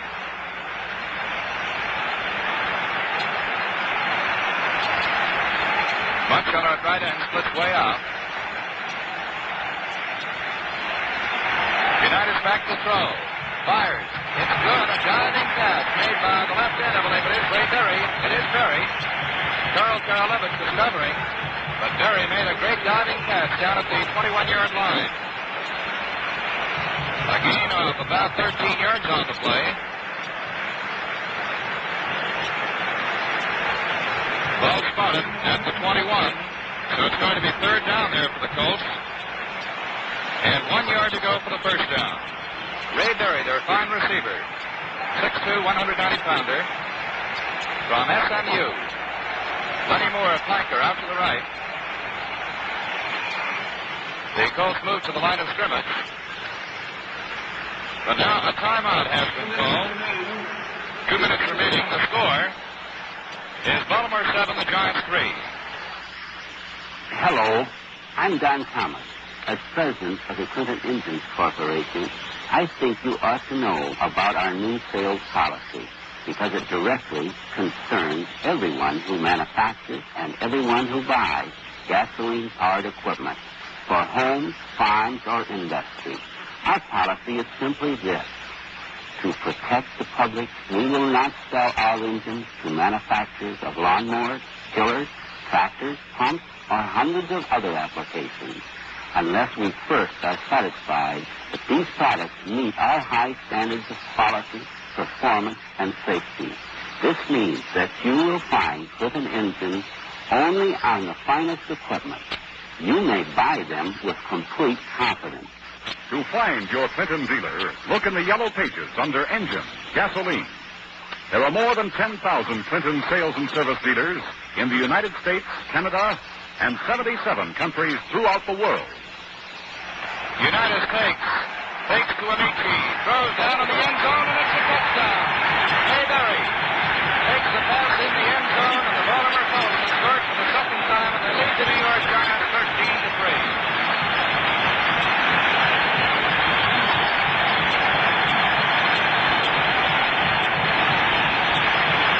Baltimore Colts drove 86 yards in 13 plays.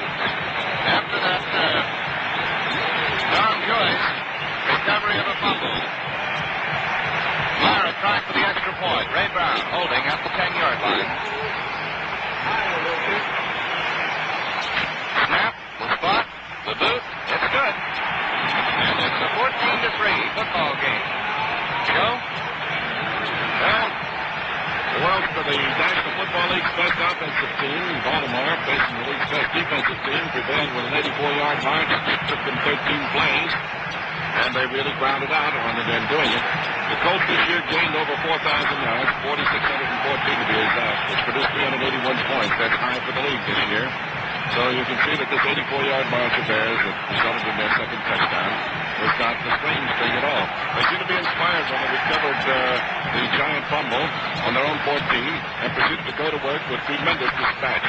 And Unitas guided them skillfully all the way down to some 1, 2, 3, 4, 5 first downs on the way, and then hit Raymond Berry with the touchdown strike, which sent them out in front by that 13-3 score. And Myra's adding the addition of the extra point has given them a 14-3 margin now with 1 minute and 40 seconds to go in the first half.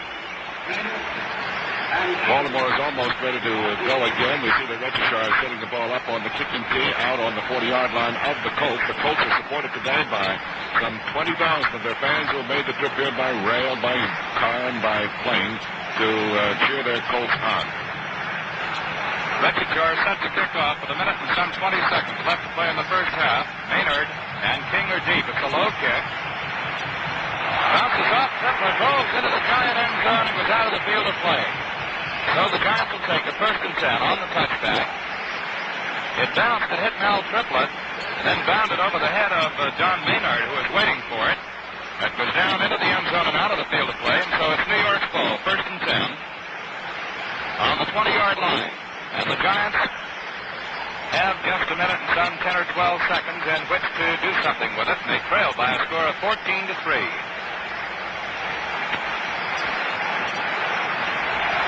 Now Rose splits it left end. Webster a flanker out to the right. 2 men over there to cover Webster. Connerly is on the draw, but the ball carrier goes nowhere. Bill King in there at fullback, but he got to just about the line of scrimmage. Dino Marchetti and Art Donovan, who's back in a tackle, made the stop. Giant backfield. Connerly, Gifford, Webster, and Bill King.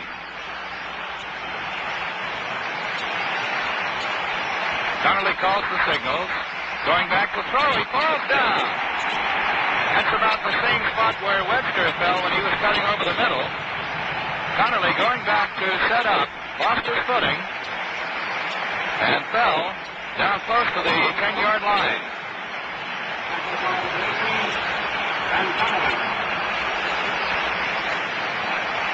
Ball is down at about the 11-yard line, so it's a loss of 9. Third down and 19 yards to go. Giants in possession on their own 11, and the seconds are ticking away. Just about 10 left in the first half of this football game. Gifford flanks out to the left. Kyle Rhodes flips it right end. Connerly calls the signals. This could be the last play of the first half. Let's go with the ball. Wide to the left. Cuts back in. He gets to the 15 to about the 20. Fumbles. It is picked up by Andy Nelson, but the whistle had blown it dead. Well, it's the end of the first half, and the score is the Baltimore Colts 14, the New York Giants 3. Collegiate and professional for many, many years in all capacities, as a player, as a coach, and now as a broadcaster, Joe Boland. Joe, come on in. Thank you, Bill McColgan. And Don Chandler of New York has set the ball up on the kicking tee. The Giants elected to receive at the start of the game. Now it's Baltimore's choice, and Don is ready to kick to for Baltimore, Simpson and Lyles. Lenny Lyles and Jackie Simpson. Lenny Lyles of Louisville and Jackie Simpson of Florida. They're flanking the goalpost to our left. The lights are on and have been on here since 1 o'clock in Yankee Stadium, in spite of the fact that they're not needed, and I hope will not be needed during the course of the afternoon. It's just a precaution. Here's the kick, sailing downfield, and it's taken by Lyles right on the goal line to the 5, the 10. He cuts to his left, swings up the field, is met by a Giant at about the 18-yard line and dragged out of bounds at about the 19, where it's 1st and 10 for Baltimore, with 60-yard kick and a 19-yard return for Lenny Lyles of the opening kickoff. Billy Lott, a Mississippi boy, is the tackler.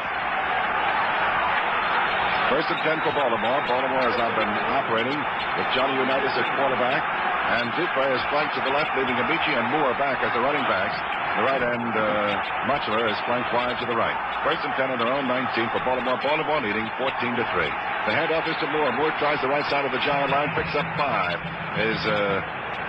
As he advances the ball behind sharp blocking of Parker once again, and Raymond Berry to the 24-yard line. He's stopped finally by Jim Katcavage of New York, and it's 2nd down, 6 to go on the 24-yard line of Baltimore. Baltimore leading 14-3. We've just gotten the third quarter underway here in the National Football League's championship game at Yankee Stadium in New York.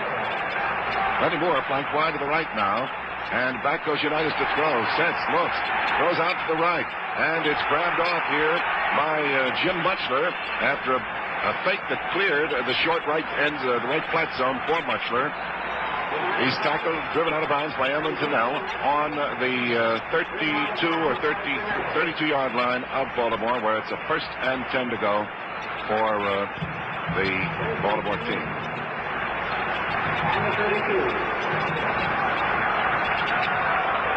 Baltimore's ball, 1st and 10 on their own 32 now. The Colts lead the Giants 14-3. Unitas has all backs in. The handoff is fake to Amici, given to Moore, and Moore is dropped for a loss. Back on his own 26-yard line by Holland Sparry, the right side linebacker who fired through the right side of the New York line and nailed Lenny Moore. Well, the one end of the ball is on the 25.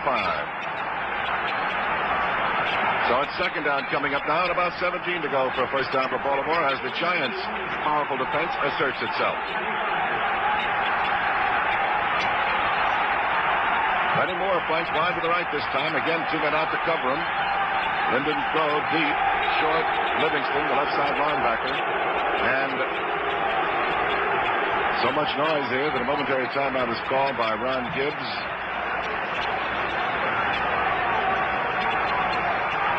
And Baltimore reassembles for a huddle call as Gibbs drops back into the huddle.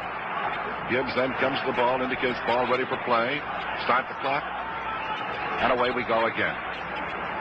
14-3, Baltimore leading New York. We're just getting the third period underway here at Yankee Stadium. We're anticipating fireworks. Again, Moore wide to the right.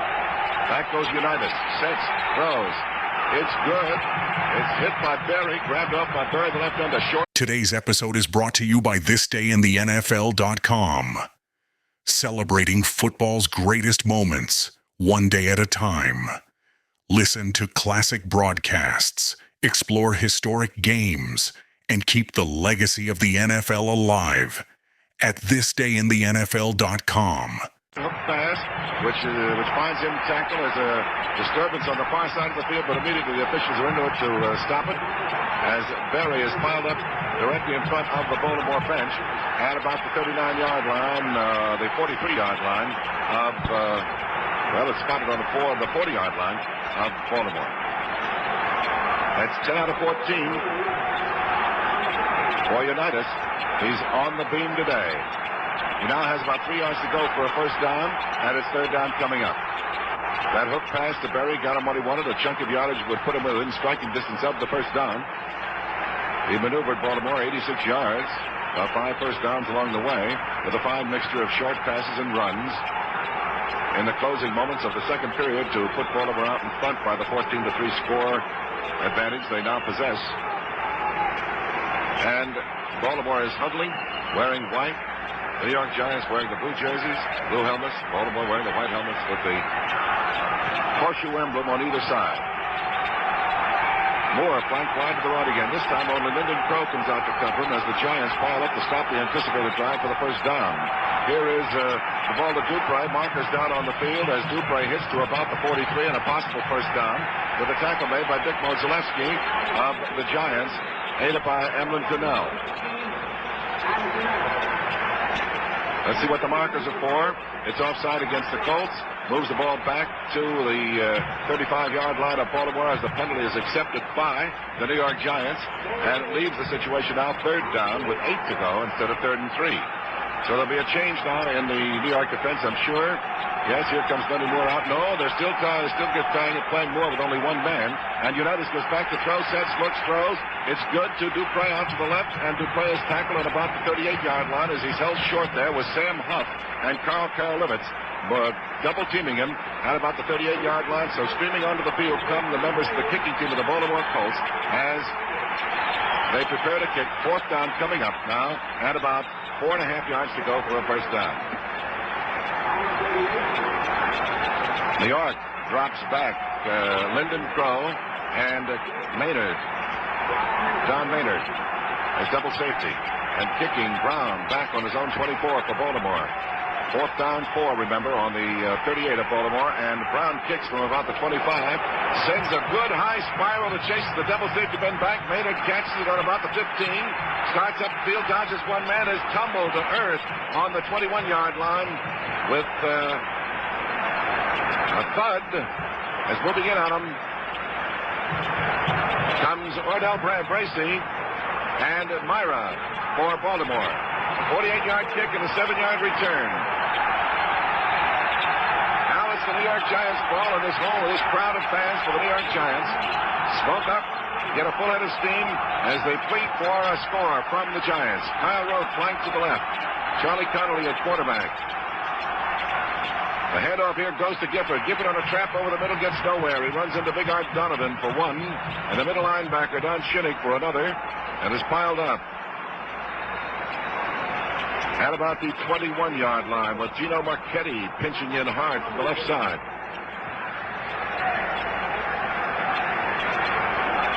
So it's second down coming up, and still a shade under 10 yards to go for a first down.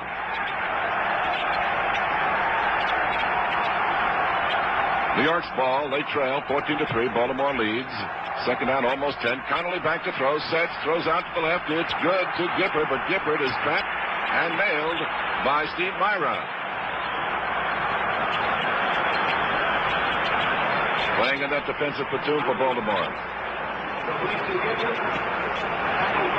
The gain is short.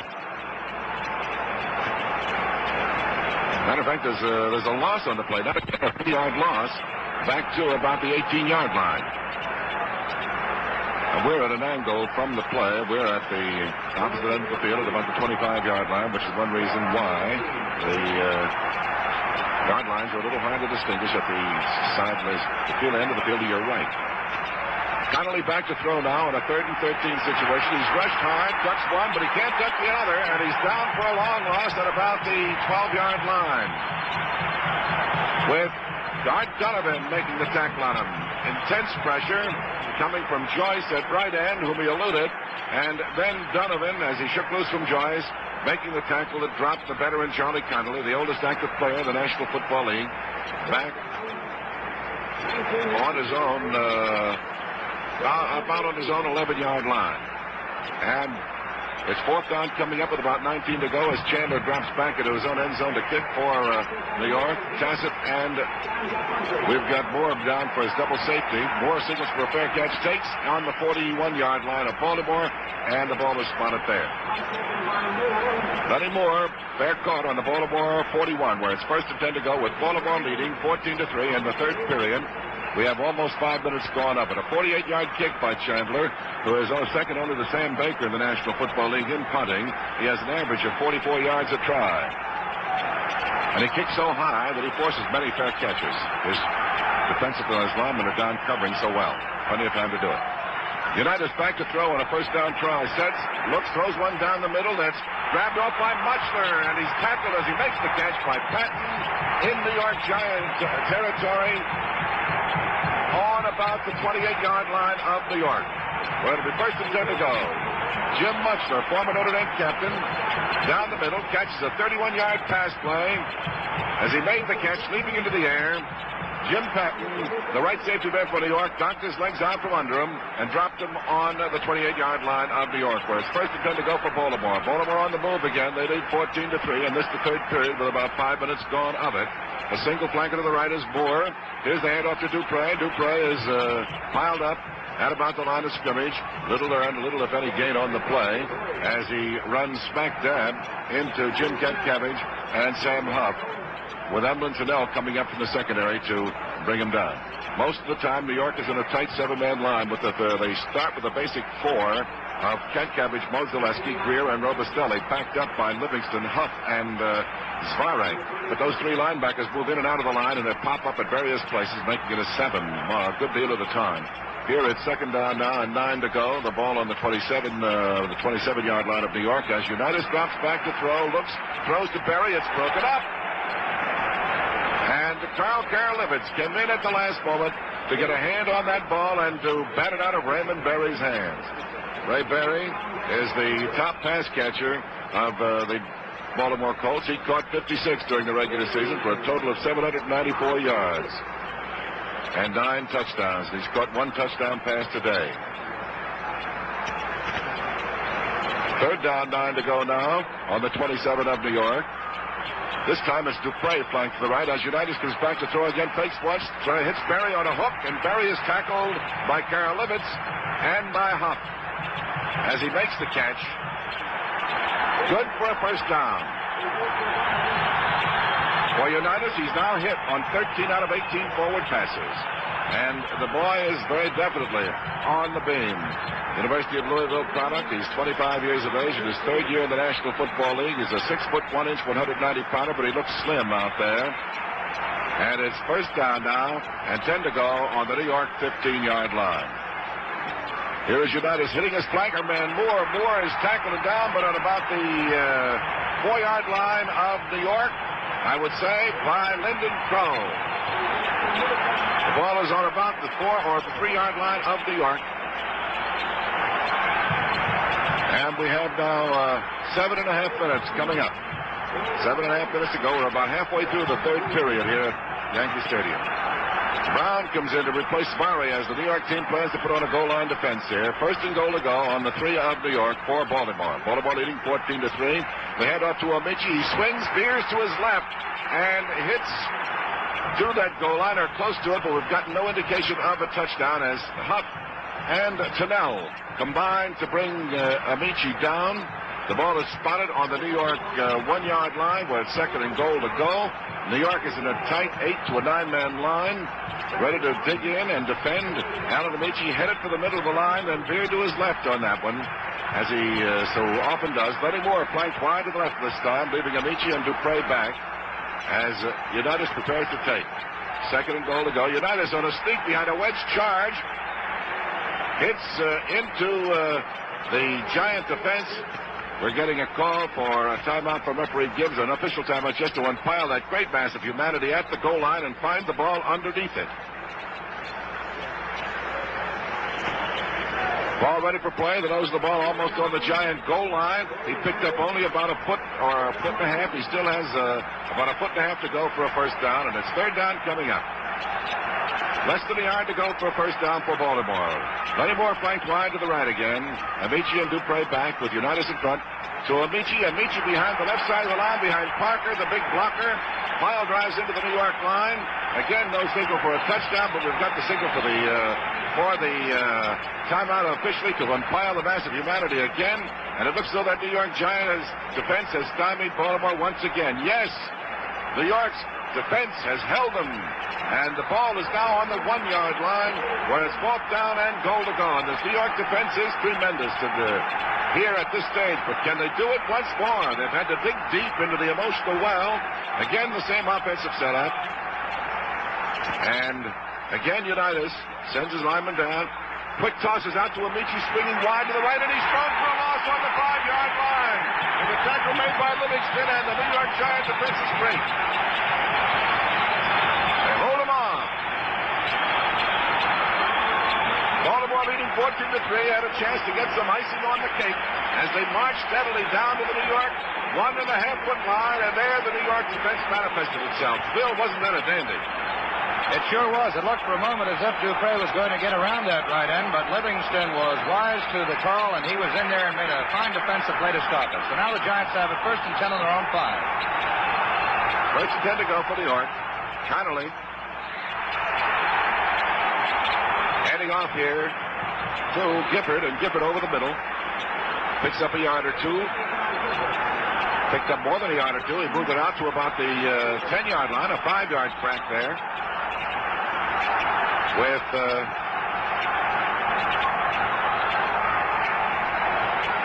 a timeout being called on the field. With New York taking timeout, the score is Baltimore 14 and New York 3. Remember this.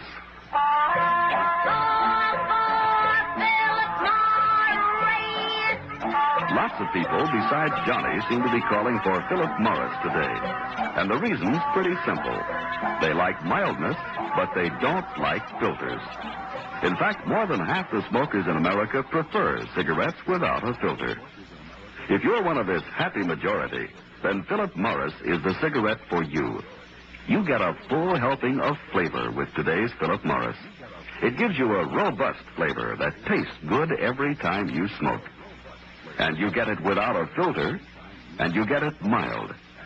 So if you like mildness, but you don't like filters, remember this suggestion from Johnny. Call for Philip Morris. Philip Morris, in pack or box. Pick up some next time you shop. The New York Giants have the ball on their own 10-yard line. It will be 2nd down and 5 to go when play is resumed, as we're still in the timeout period. The New York Giant defensive team has, in addition to Kent Cambridge, Mozeleski, and Uso and Greer at right tackle. Uso's been going most of the way. Robustelli at the right end. The linebackers, Farley and Livingston and Huff. Here they go again, however, 2nd and 5, and moving with that ball to about the 9-yard line comes Phil King, who's been operating at fullback. And it's now, he picked up about 3 yards on the play. It's 3rd down coming up and about 3 to go. He was trying the right side of the Baltimore line, and Lipscomb and Joyce held him to a couple of yards gained on the play. New York has Gifford at left halfback, King at right halfback, and flanked wide to the right goes Webster, the right halfback, King at fullback. Here's Connolly faking the King, throwing down the middle. Rota's in the open. He's got it, but he's shakes loose one man, shakes loose another. He's been chased from behind and brought down on. There's a fumble on the play.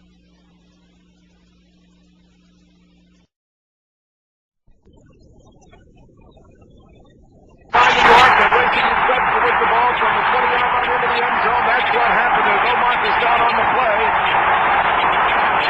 And I think on one of the world's most amazing plays, New York has scored here.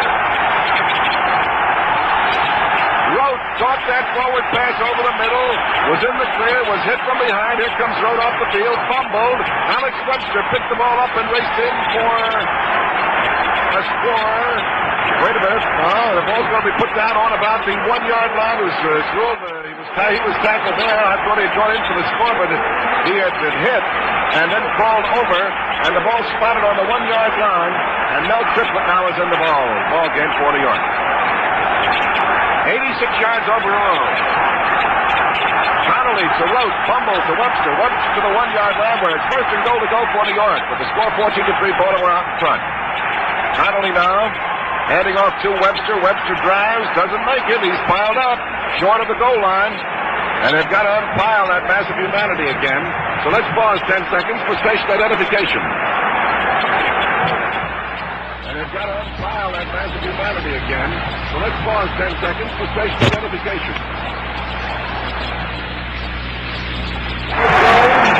Back at the Yankee Stadium, the ball is still on the 1-yard line. It's ruled that that's where Webster was hitting down, and it's second and goal to go. And now, the league's second-best defensive unit, Baltimore's, is being tested by New York, as New York has second and goal, with Baltimore leading 14-3 in this the third period. Here is the handoff to Triplett, and Triplett smashes for the score.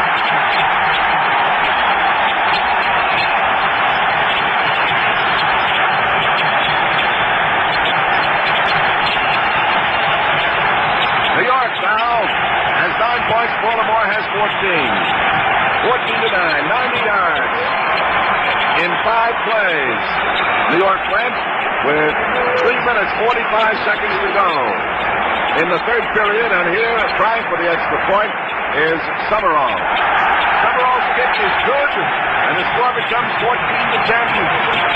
And with New York taking time out now, the score is Baltimore 14 and New York 10.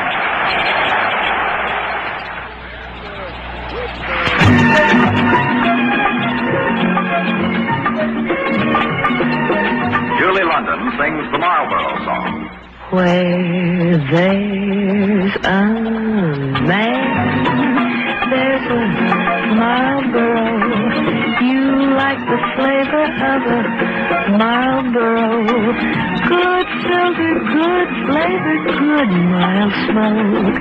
Make yours the filter made by Marlboro. You get better makings in a Marlboro. More flavor, more filter, more cigarette. Pick up a carton. You get a lot to like with a Marlboro filter, flavor, flip-top box. You get better makings in a Marlboro. More flavor, more filter, more cigarette. Chandler prepares to kick off for New York. And the ball sails downfield to be taken by Simpson on the 2-yard line. Simpson to the 5, the 10, the 15, the 20. He's hit and run on the 25-yard line by Ed Hughes in the kickoff team for New York. New York moved 90 yards in 5 plays for the touchdown, and on this kickoff return, it was a 58-yard kick and a 23-yard return by Simpson. And Baltimore's ready to go again. Joe, that goal line stand by the Giants might be just what they needed to spark their offense out here. It certainly has inspired it. Now here goes Baltimore again with first and 10 on their own 25. United is handing off down to Dupre on a crossfire. Dupre picks up 2. It looks so that the pace is inspired too, because New York obviously has come up with a much more inspirational brand of play since that goal line defense fired this crowd of 70,000. I'm sure fired you listening across the nation.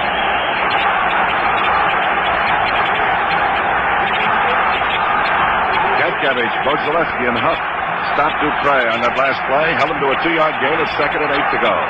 Ball on the 27-yard line of Baltimore, with New York trailing by 4 now. New York, Baltimore leads 14-10. Third period has 2:45 left to go as Unitas was back to throw.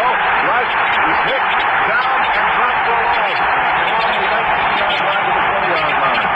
With Dick Bogzaleski following up the high rush of Jim Gatkevich on the left side, and Bogzaleski bringing him down. Bogzaleski seems shaken a bit, but he's all right. He shakes it off and steps right back into place.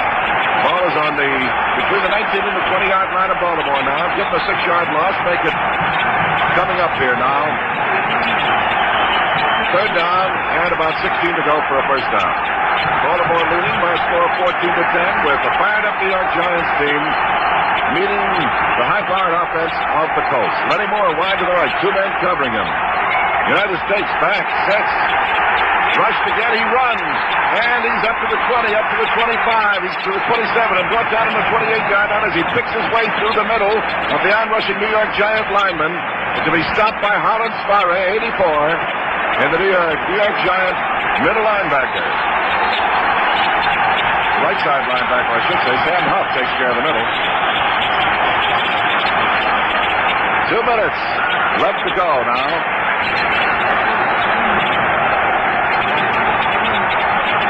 In the third quarter at Yankee Stadium, Baltimore leading 14-10. It's fourth down, coming up, 7 to go. The ball on the Baltimore 28-yard line, and back to kick is Brown, standing on his own 15. He kicks, sails a high kick downfield, which drives Maynard back.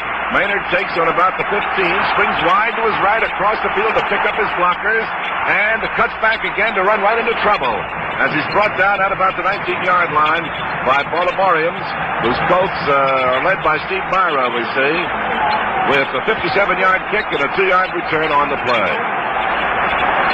Now let's see whether that high emotional supercharge of the New York Giant team, which seemed to be taken by them, as Bill McColgan pointed out, when their goal line defense timing the Baltimore Colts, is going to stay alive. They moved 90 yards in 5 plays to the last, their only touchdown, their first touchdown of the game.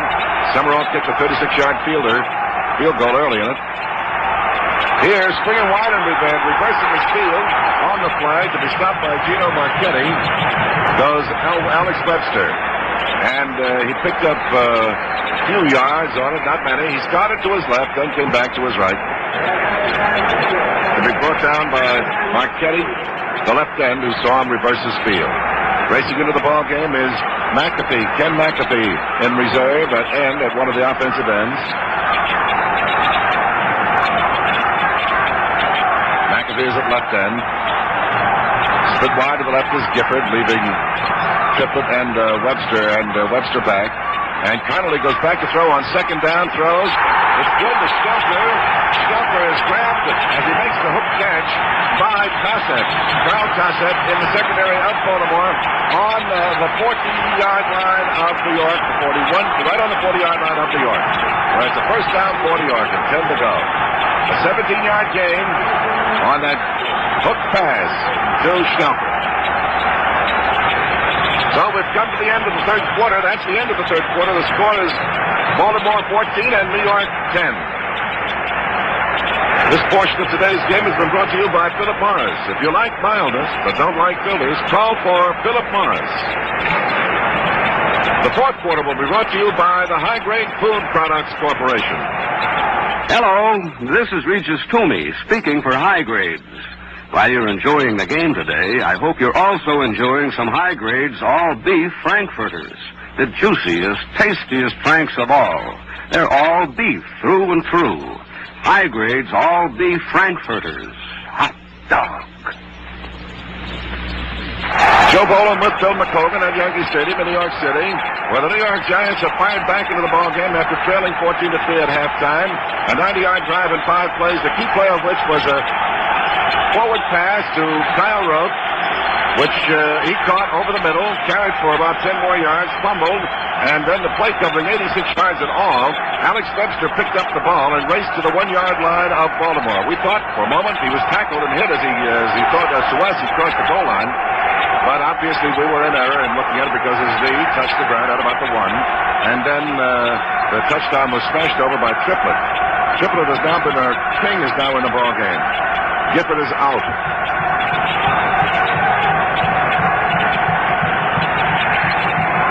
Webster is out. King is in for Webster. For New York.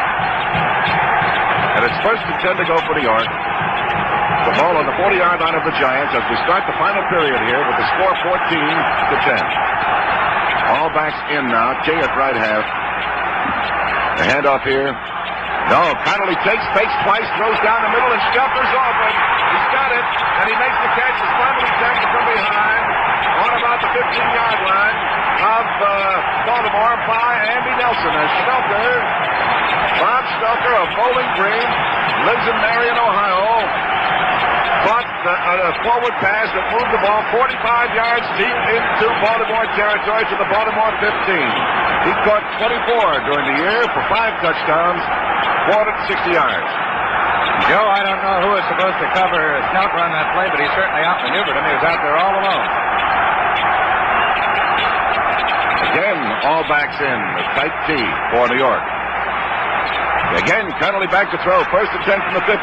Throws, hits, and it's good to Gifford. And Gifford goes in for the score. Gifford scores, and New York goes in front 16-14.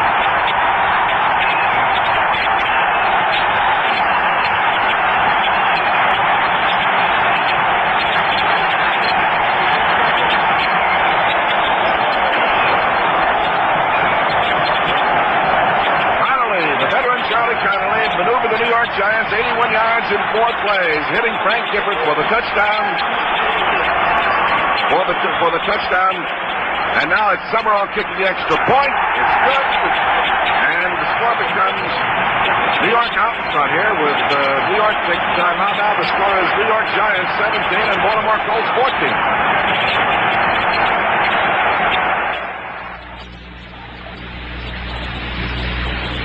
Regis Toomey again for high grades. You know there's a difference in meats. Take a high grades West Virginia brand deluxe ham. It's different. Here's why. High grades takes the choicest whole hams and cures them by their own exclusive sweetenizing process. Then high grade trims the skin and excess fat and removes the shank bone.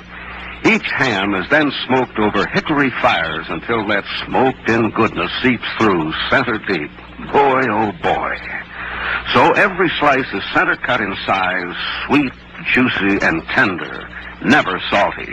And best of all, because there's no skin, no excess fat, no shank bone, you pay for only the eat of the ham. Try a High Grades West Virginia brand deluxe ham this weekend for the finest quality made by High Grade. High Grade also makes the famous Jordan ham, Virginia's finest.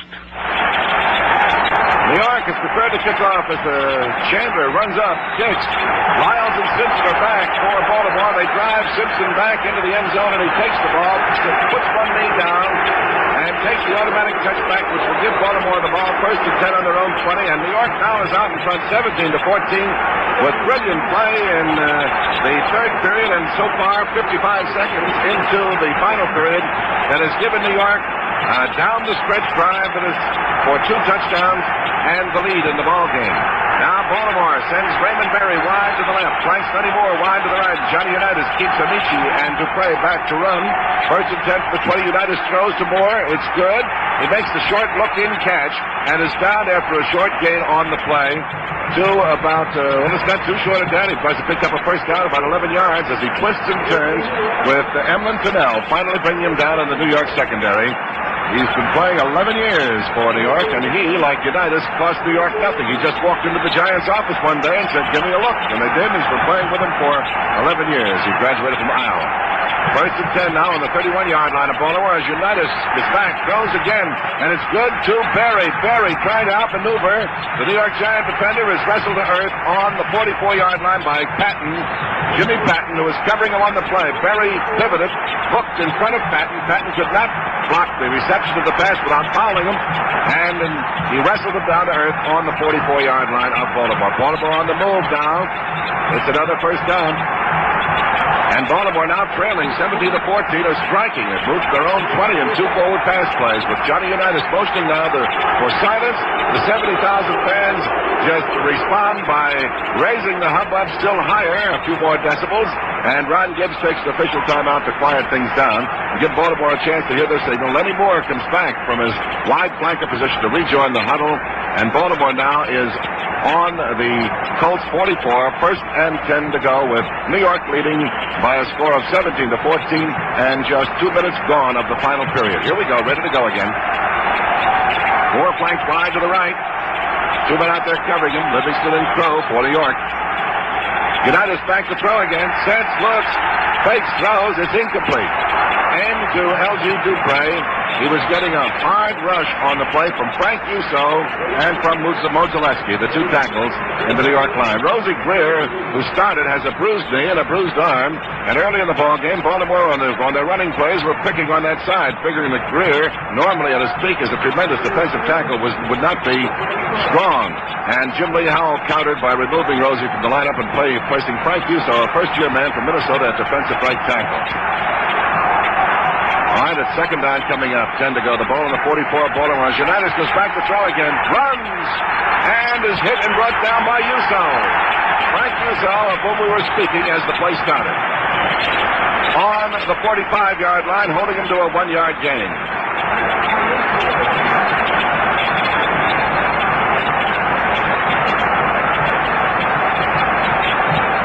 (17-14). New York leads. New York's defensive platoon now being tested as Baltimore, holding a 14-3 lead at halftime, finds itself now trying to come back off the emotional ropes where New York's power drive in this third period and so far in the fourth have set them. Third down and 9 to go on the 45. Unitas back to throw. It's incomplete. But let's see whether we're going to close. We've got a marker on the play. We're getting a marker on the play as the forward pass was aimed at Muchler.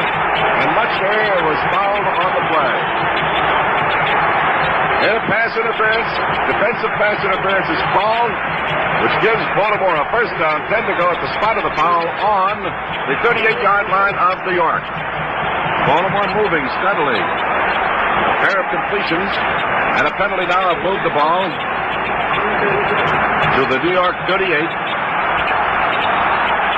And Mr. Unitas now is hit on 17 out of 24-23. Here's Unitas back to throw again, throws a shorty. A little flat zone pass out to Amici. He's down back in the line of scrimmage for a loss. Actually, it was a lateral pass thrown with a forward pass motion. Howland Smyre covering the right side of the New York Giant line, to which direction the play was aimed. Allowed Amici to make the catch, then floored him with a tackle at the 39-yard line. There's a yard loss on the play, and it's second and 11 to go now for Baltimore on the New York 39, with New York leading 17-14. We're in the final period. And Baltimore is to the attack once more. Lenny Moore wide to the right. Unitas back to throw again. Sets, looks, throws one long down the middle, aimed to Dupre. Incomplete. It just bounced off his fingertips at the 5-yard line. Let's pause 10 seconds for station identification.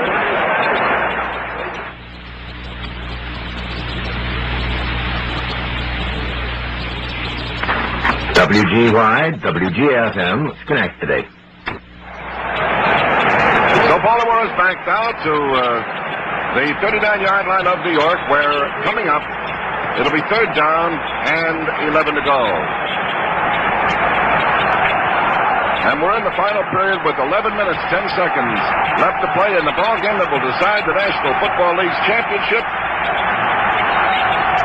Here is Unitas rolling out to the right, setting, looking, faking, throwing, incomplete to Muchler, to Lenny Moore on a look-in. Lenny Moore cutting in from his flanking position, found Emlyn Tunnell fighting him for the ball and batting it out of his hands. Emlyn Tunnell, the veteran from New York. Now we get the kicking team in. We're going to get a field goal try from the 46-yard line by the long-range expert for Baltimore, Bert Rescheshire, with Shaw holding on the 46-yard line of New York. Fourth down and 11 to go. Here's the try for the field goal by Bert Rescheshire. The kick, sailing high in the air. Ron Gibbs, the referee, says it's no good. And sweeping onto the field come the members of the New York Giants offensive platoon, as the defensive platoon once more gets an ovation as it leaves the field for New York, with the Giants leading 17-14. And New York goes over to the attack with the ball. New York's on the Giants' 20-yard line. New York has completed 11 out of 17 passes now. There have been 4 fumbles on the part of New York early in the ball game. 2 by Baltimore. But these two teams have settled down now. And here's Connolly handing off to King at right halfback, swinging wide to his left. And the big speedster from Vanderbilt is brought down on the far side of the field by Marchetti with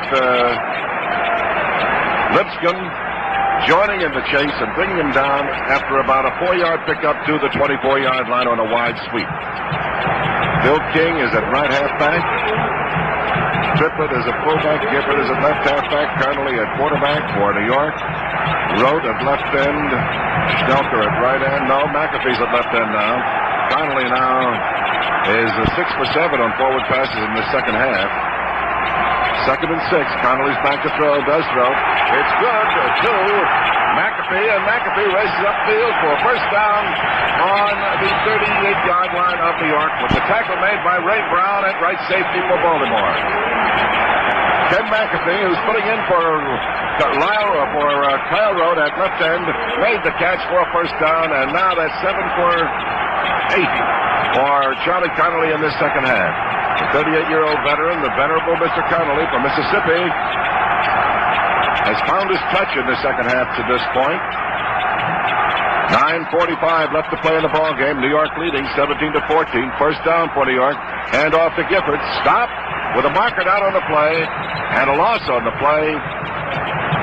Back to the 36-yard line. Ray Krause driving through. Brought him down just as he made the handoff was made by Connolly to Gifford back of the line of scrimmage. Now let's see what the markers for offside against New York. The Baltimore Colts refused the penalty. Ron Gibbs, the referee, giving signals to both sides of this jam-packed Yankee Stadium. That loss resulted in a 3-yarder back to about the 36-yard line of New York, where it's 2nd down and 13 to go for the Giants. McAfee flanks wide to the right. King flanks wide to the right, and McAfee to the left. Connolly back. Draw to Triplett. Triplett swinging wide to the left. Races across the 40 up to almost the 44-yard line before he's brought down on the play with Milt Davis, right corner man for him, bringing him down. Gifford giving him a beautiful block on the play. On the draw play, Connolly dropping back, hands off to the fullback Triplett, who waits for the handoff and then smashes. Normally he hits from tackle to tackle, but they're working the draw with Triplett taking one step towards the middle of the line and sweeping wide to his left. And he moved that ball to the 44-yard line of New York, where it's now 3rd down and 4 to go. New York's ball. Hand off here to Gifford. Sweep to the right. And Gifford cuts back, driving for the first down, and makes the first down as he crosses the 50-yard line. He gets down to the 46-yard line of Baltimore before Carl Tassef brings him down with the assistance of Steve Myra in the Baltimore defensive unit. Marchetti at left end, Krause at left tackle, Lipscomb at right tackle, Joyce at right end in the 4-man line for Baltimore. Pullington backing up the left side. Myra backing up the right side.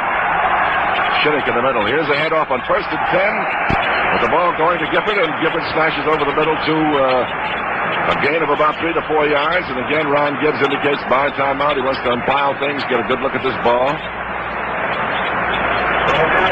Ball spotted. He says start the clock again. Ray Krause made the tackle on Gifford at about the 42-yard line of Baltimore. A gain on the play of about 4 yards. Make it 2nd down, 6 to go. Coming up, New York's ball, and they're chewing out that clock. 7 minutes, 50 seconds to go. New York leads 17 to 14.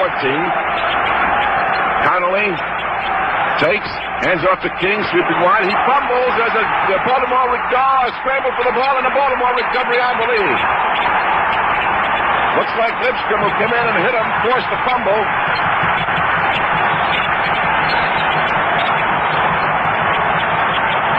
With Myra making the recovery of the ball for Baltimore on New York's 41-yard line. So Baltimore takes advantage of a hard-hitting defense, a resultant fumble, and a break in New York territory with New York leading 17 to 14. It's Baltimore's ball, 1st and 10 to go on the Baltimore 42. United's back on the New York 42. United's throwing a long one downfield aimed at Moore. He's got it along the sideline, but whether he made it inside or out, no, he made it outside. At the 3-yard line, a sensational catch, but just outside. And it goes as a useless pass, an incomplete one, if you will. And And the ball is brought back to the 42-yard line of New York. Lyndon Crow was racing down the sideline, battling him for the ball. That's been a great individual battle all day between Livingston, the short man, who jars Lenny Moore and tries to slow him up, and Lyndon Crow, the deep man, who picks him up, two men working on him. Earlier in the game, Moore picked up one for about 55 yards down that same sideline. This time he caught it, but it was out of bounds. Now it's second down, 10 to go on the 42-yard line of New York. Baltimore's ball with New York leading 17-14. Again, Unitas calls for silence. Again, he gets the rousing responsive yells. And then settles down, prepares to take, goes back, sets, runs, throws, and it's almost intercepted by Patton. Whether he held on to the run, I don't know. Looked like Carl Libbets or Patton. Carl Libbets, the pass in to Raymond Berry, but he couldn't hold on to that ball. Carl Libbets, he's 21, Patton's 20. We saw a 20 flash through there. Carl Libbets batted it out of Raymond Berry's hands. Third down, 10 to go. Carl Libbets played his college ball at Syracuse. He's a 6-year veteran of the National Football League. Played most of the time with Detroit. Third down coming up, 10 to go. The ball still on New York's 42 with New York leading 17-14 and Baltimore's ball. 7:10 left to play in the ball game. Back goes Unitas. Unitas throws. It's good to Berry. Berry is driven out of bounds on the 31-yard line with the tackle made by Patton. Jimmy Patton in his 4th year of National Football League play, and it's good for a first down on the 31-yard line of New York. Baltimore's Lenny Moore, who's the flanker, and a deep faker on the play, is back rejoining the huddle. 19 out of 28 completions for Unitas. First down 10, Unitas hands off to Dupre. Dupre running wide to his right is brought down at about the 27-yard line of New York after a pickup on the play of about 4 yards. The tackle made by Livingston, a fine block made by Art Spinney of Baltimore. In the offensive line, he's flanking Nutter at center, Sandusky at guard, Priest and Parker at tackles, Berry and Muchler at ends. Unitas has Dupre, Amici and Moore in the back line with him. Second down now, and about 6 to go. The ball on the 27-yard line of New York. Baltimore's ball with New York leading 17-14. Baltimore. Unitas back. Robustelli drops him for a loss. Andy Robustelli on a bootleg play by Unitas. Robustelli made just an instant hesitation, decided it was a bootleg. He couldn't see the ball. Then he tore for Unitas and floored him for a loss on the 38-yard line of New York. You can see the cagey play of a veteran there in his 8th year in the National Football League. Andy Robustelli, a 230-pounder. He's 30 years old. Made up his mind in a flash that this was the fake, that Unitas had the ball. It was hidden from him. He just tore into Unitas and dropped him. Now there's about 18 yards to go. Third down coming up for Baltimore on the 38-yard line. Here's Bav, New York, and here's thrown for a loss again is Unitas with the charge led by Ed Mozileski this time. Dick Mozileski and Jim Katkevic. Dick Mozileski and Katkevic. This New York team is aflame defensively. They fired through on Unitas and dropped him for another loss. And it's fourth down coming up now with 10-20, about 27 to go. Reschishar is coming in for a long-range kick. The ball is on the 47-yard line of New York. Oh, it's going to be a punt. Brown is back. He's not going to try a field goal. Brown is back. Long punt formation. They have 5 minutes, 45 seconds still to go in the ball game. Late arrival racing in for play. Baltimore's all mixed up. Timeout called here by referee Ron Gibbs for the enforcement of a penalty for delay of game against Baltimore because Baltimore was mixed up in its kicking team members, and they had a couple of strangers running around in the offense. So there's timeout here with Baltimore taking timeout. The score is New York Giants 17, Baltimore Colts 14. This is Regis Toomey. If I told you you could have a family meal for pennies, would you believe it? Well, you can with High Grade's KP Party Loaf, the most nourishing, most economical meat you can buy. High Grade's KP Party Loaf is made from pork and juicy beef, And believe me, that beef makes a world of difference. High Grade's KP Party Loaf. Cold, it makes a great sandwich. Fry it or bake it for an easy, quick, and delicious main dish. That's kitchen pure. KP Party Loaf. Tastiest of all luncheon meats. High Grades also makes many other canned meats, including chili con carne, corned beef, and High Grades or Kingan's canned hams.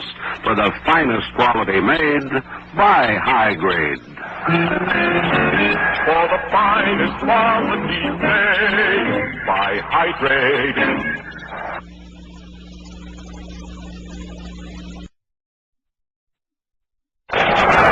Joe Bowler with Bill McColgan at the Yankee Stadium in New York, where New York is leading 17-14. Baltimore has the ball. Fourth down and 27 to go. They're kicking. Brown is back on his own 40. He kicks, sails one down into the corner. Patton goes back for it, takes and catches on the 5, starts upfield to the 10, the 15. Driven out of bounds across the field is Jimmy Patton, who was one of the two safety men with Emlenson on the play. And New York has the ball with 5.5 minutes to go now. The ball on the New York 19-yard line. 38-yard kick and a 10-yard return. Here comes Mr. This ovation for the defensive team coming off the field for New York.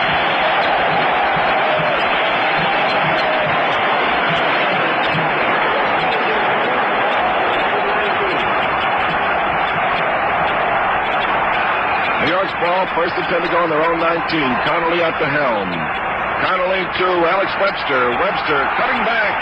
Smashes upfield to about the 24-yard line to be tackled by Big Daddy Gene Lipscomb. A 288-pound, 6'6" right tackle for Baltimore.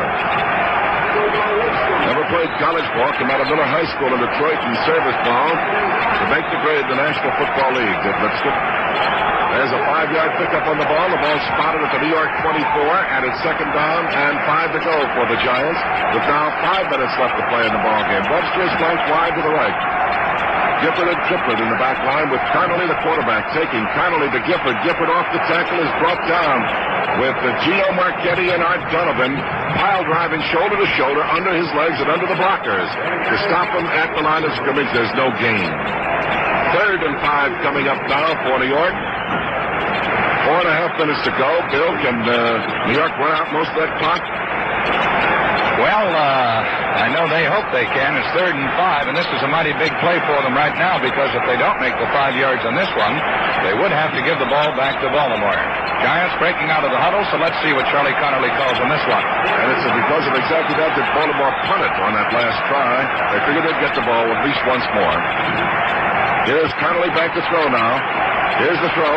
Good to Webster, and Webster, all he wants the first down is steps out of bounds at about the 33-yard line with Andy Nelson shoulder to shoulder with him, covering for Baltimore. But he got the first down, and Phil, they've got 4 more downs to roll now with 4 minutes to go in the ball game.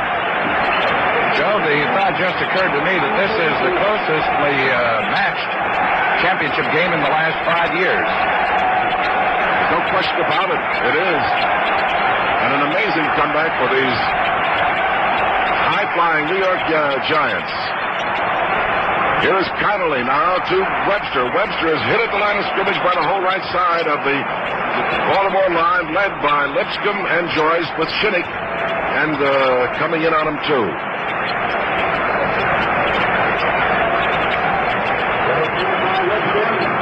Gain of about, call it no gain. They maybe picked up a half yard. So it's 2nd and 9.5 to go for a first down. 3.5 minutes to go in the ball game. That clock running, and New York taking all the time in the world, right up to the last minute, to get up out of that huddle and over the ball.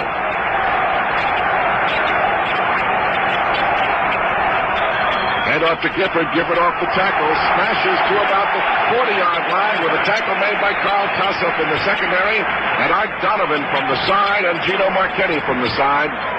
As Tossup hits him from in front with the nose of the ball almost on what it is on the 40-yard line of New York. The gain on the play of about 6 yards. And it's 3rd down coming up now. and make it about 4 to go for a first down. Just a shade under 4 to go for a first down for New York. 3 minutes left, 2:50 left to go in the ball game. New York leading 17 to 14. The final period here at Yankee Stadium for the biggest of all prizes, the World Championship of Professional Football. Connolly to Gifford. Gifford off the tackle, smashes to about the 43-yard line, and it's going to be close as Gifford hugs that football with a Marchetti making the tackle on him for Baltimore. Stelker giving him a good block on the way. So did Jack Stroud. Marchetti, who came in on 2, is down on the field for Baltimore as timeout is taken for him and a measure. Timeout taken for Gino Marchetti. Time in for Bill McColgan. Well, Marchetti has been chasing Charlie Connerly throughout much of the afternoon, but we see that Connerly goes over to see what is wrong with Gino as the Baltimore trainer comes out on the field. 2 minutes and about 32 seconds. That's unofficial time, of course. The official time kept right on the playing field by the back judge. But the clock shows 2 minutes and some 32 seconds. And this is a mighty important measurement coming up right now.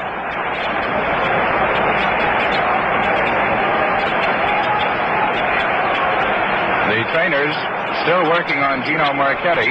It was Marchetti who was on the bottom of the pile in stopping Frank Gifford on that play.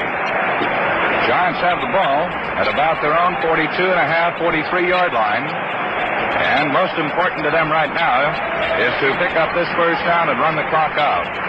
Gino Marchetti is going to be taken from the playing field. Time is still out.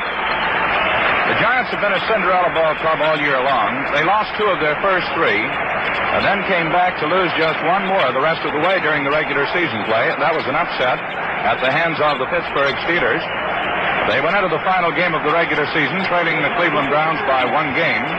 They beat the Browns 13-10 in that game. And then in a playoff game here a week ago today, they blanked the Browns 10-0. Gino Marchetti, regarded by most pro football observers as the outstanding defensive end in pro football, is being helped from the field, and he's going to be replaced at defensive left end by Ordell Bracey, B-R-A-A-S-E, from South Dakota, second-year man. He's 6'4", 215 pounds, 26 years old. Now, the Giants did not make the first down. They have the ball on their own 43-yard line. It's 4th down and about a yard to go. And we see that Don Chandler, the punter, has come into the football game. So the Colts will get the ball once more with 2 minutes and some 30 seconds left. And, Joe, it looks like this one's going right down to the wire. It's not only going down to the wire, but the Giants have tremendous confidence in their defensive platoon. They're not going to take a chance on making that 4th and 1 they're going to kick. Baltimore will have one more chance at least with the ball, as you say, and there's a possibility that Baltimore might tie this up at 17-17, and we might see a sudden death, but that's only a might. Chandler back to kick. We've got Retchishar back and Dupre back, the toss-up back, as the double safety man for Baltimore. 2 veterans, 2 sure catchers of the ball. There's the kick by Chandler, a high one coming downfield. Toss-up signals for a fair catch, makes it, and grabs that ball on about the 15-yard line of Baltimore. And in troops the defensive platoon for New York. In comes the offensive group for Baltimore. And that kick by Chandler was just a shade under his season-long average, 43 yards. He's averaged 44 yards to try all season long. Baltimore is 85 yards away from a touchdown. 2 minutes and 20 seconds to go in the ball game. The clock is running. This is unofficial time, as Bill has told you, because the official time of the National Football League is kept on the field by the back judge, Cleo Deal. And here is Baltimore now, 1st and 10 on the Colts 15-yard line. Unitas back to throw. Sets, looks. Throws the long one downfield, aimed to Mutchler. Incomplete. The 35-yard line of New York with Emlyn Tunnell and Jim Patton riding, well, as they say in the Westerns, they were riding shotgun on them. Side by side with Jim Mutchler, but the ball sailed over both their heads, as well as Mutchler's, and it becomes 2nd and 10 to go on the 15-yard line of Baltimore, the Colts ball, but the incomplete pass stopped the clock with an unofficial 2 minutes left to go. There is two. There's the official notification by referee Ron Gibbs of the rival coaches that there just 2 minutes left to play in the ball game. New York leads 17-14. The Giants' redoubtable defensive platoon in there. The Greeks at Thermopylae had nothing on them. That goal line stand of theirs lit the fire that sent them on to 2 touchdowns and the leadership in the ball game at this stage of the contest in the second half. Here's Unitas back to throw. Does throw. It's good. Is it or isn't it? Dupre had his back to us and it's called incomplete. Long gone Dupre, covered by Carl Karlevitz for New York. Turned his back on Karlevitz and us. Went to his knees, and the question in our mind was, did he trap it? Did he catch it just on a low ball thrown at him at about knee-high? But it was signaled incomplete. And for Unitas, he's now completed 19 out of 30. Charlie Connolly's been hot in the second half for New York, as we've told you earlier. New York leads 17-14. Third down coming up, 10 to go. Again, Unitas is back. Sets, looks, throws out to the right.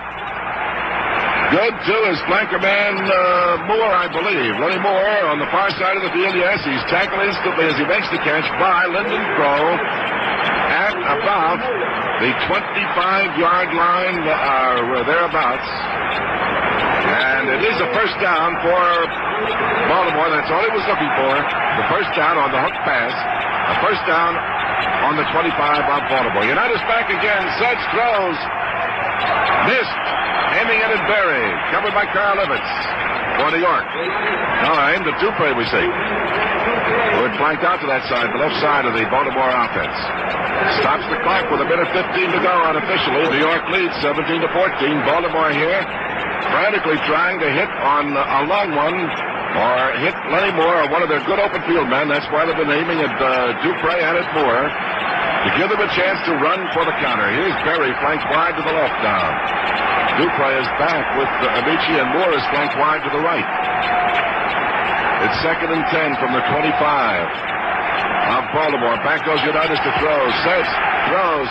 It's good to Berry. Berry in the middle of the Giant secondary. Shakes one man off, shakes another. Is finally caught up with at about the 50-yard line and down at the 50-yard line by Sam Huff, the middle linebacker, and that Giants defensive platoon. A 25-yard gain has moved that ball to the 50-yard line where it's Baltimore's ball. 1st and 10, and Baltimore here takes timeout. New York leads 17-14. We have 1 minute and 5 seconds remaining unofficially on the clock, and we've got time for your observations, Bill. Well, Joe, you're quite familiar with what 1 minute and 5 seconds means in the National Football League. You can do plenty in that time, and right now I know what John Unitas and Weed Eubank would like to do. If not go all the way, they certainly would like to pick up another 10 or 20 yards and get in position for a field goal. And if that did happen, and they came through with a field goal for the first time in the history of the National Football League, we would witness a sudden death playoff. And in case you're not familiar with the ruling on such a thing, if this game at the end of regulation time was tied, then there would be a 3-minute delay. There would be a toss of the coin and a new kickoff, and the first team to score would then be declared the winner. If they went through a first period without scoring, then there would be a brief intermission, and they would go right back into play again. The ball is on the 50-yard line. Slightly better than a minute to play.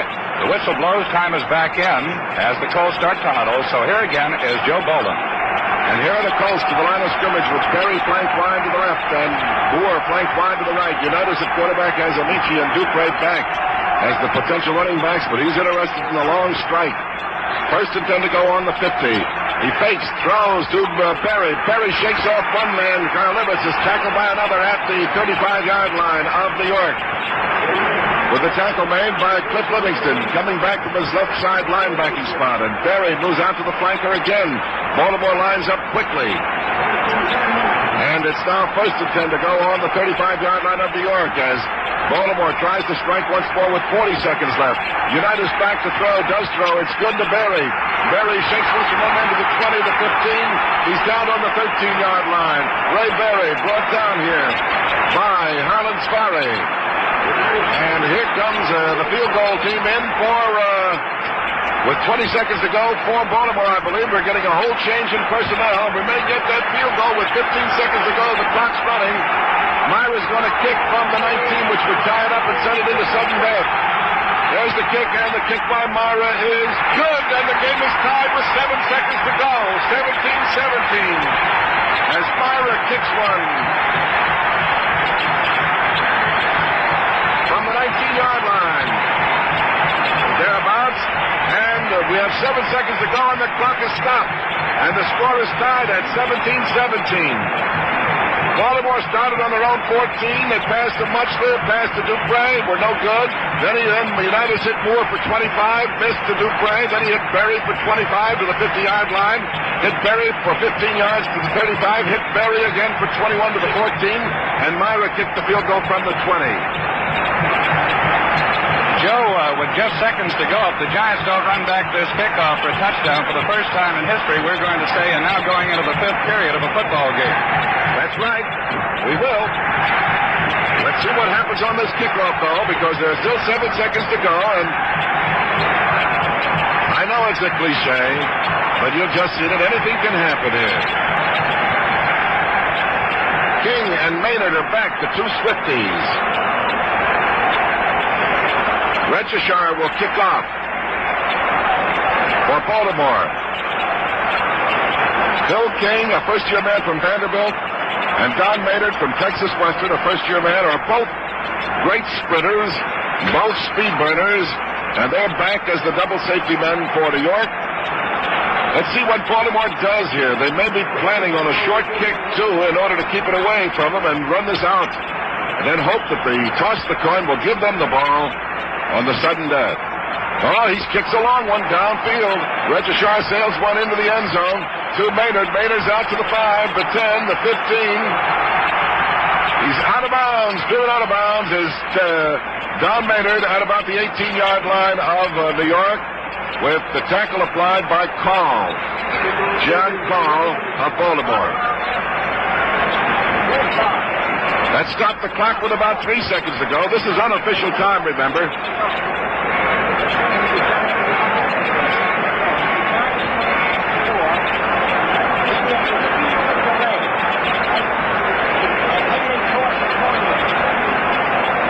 These New York Giants were down 14-3 at halftime, bounced back with a touchdown to make it 14-10 at the third quarter, went ahead 17-14 in the final period, and Baltimore bounced back with an 84-yard drive to tie it up on a 20-yard field goal. And here Bracey and Krause throw back. Gifford has the gun. Let's see. Well, that gun did sound. Yes, we've come to the end of regulation time, the end of the game, and the score is tied at 17-17, and we're going to see the first application in history of the sudden death rule. We'll have 3 minutes of rest here before the players comes back again. With timeout, the score is New York Giants 17 and Baltimore Colts 17. This is Regis Toomey. Say, New Year's Eve is just hours away. Having a party at your house? Well, High Grade makes it possible for you to have a feast without the fuss. Here's how. Fix an appetizing platter from the more than 50 different kinds of high-grade sliced meats, the tastiest of all sliced meats. And they're packed in saran or vacuum wrap to keep them fresh till you're ready to serve them. For an extra treat, make a delicious chipped beef spread or dip using High Grade's new smoked sliced beef. When you're shopping tomorrow, get plenty of High Grade's delicious sliced meats and the new High Grade smoked sliced beef, for the finest quality made by High Grade.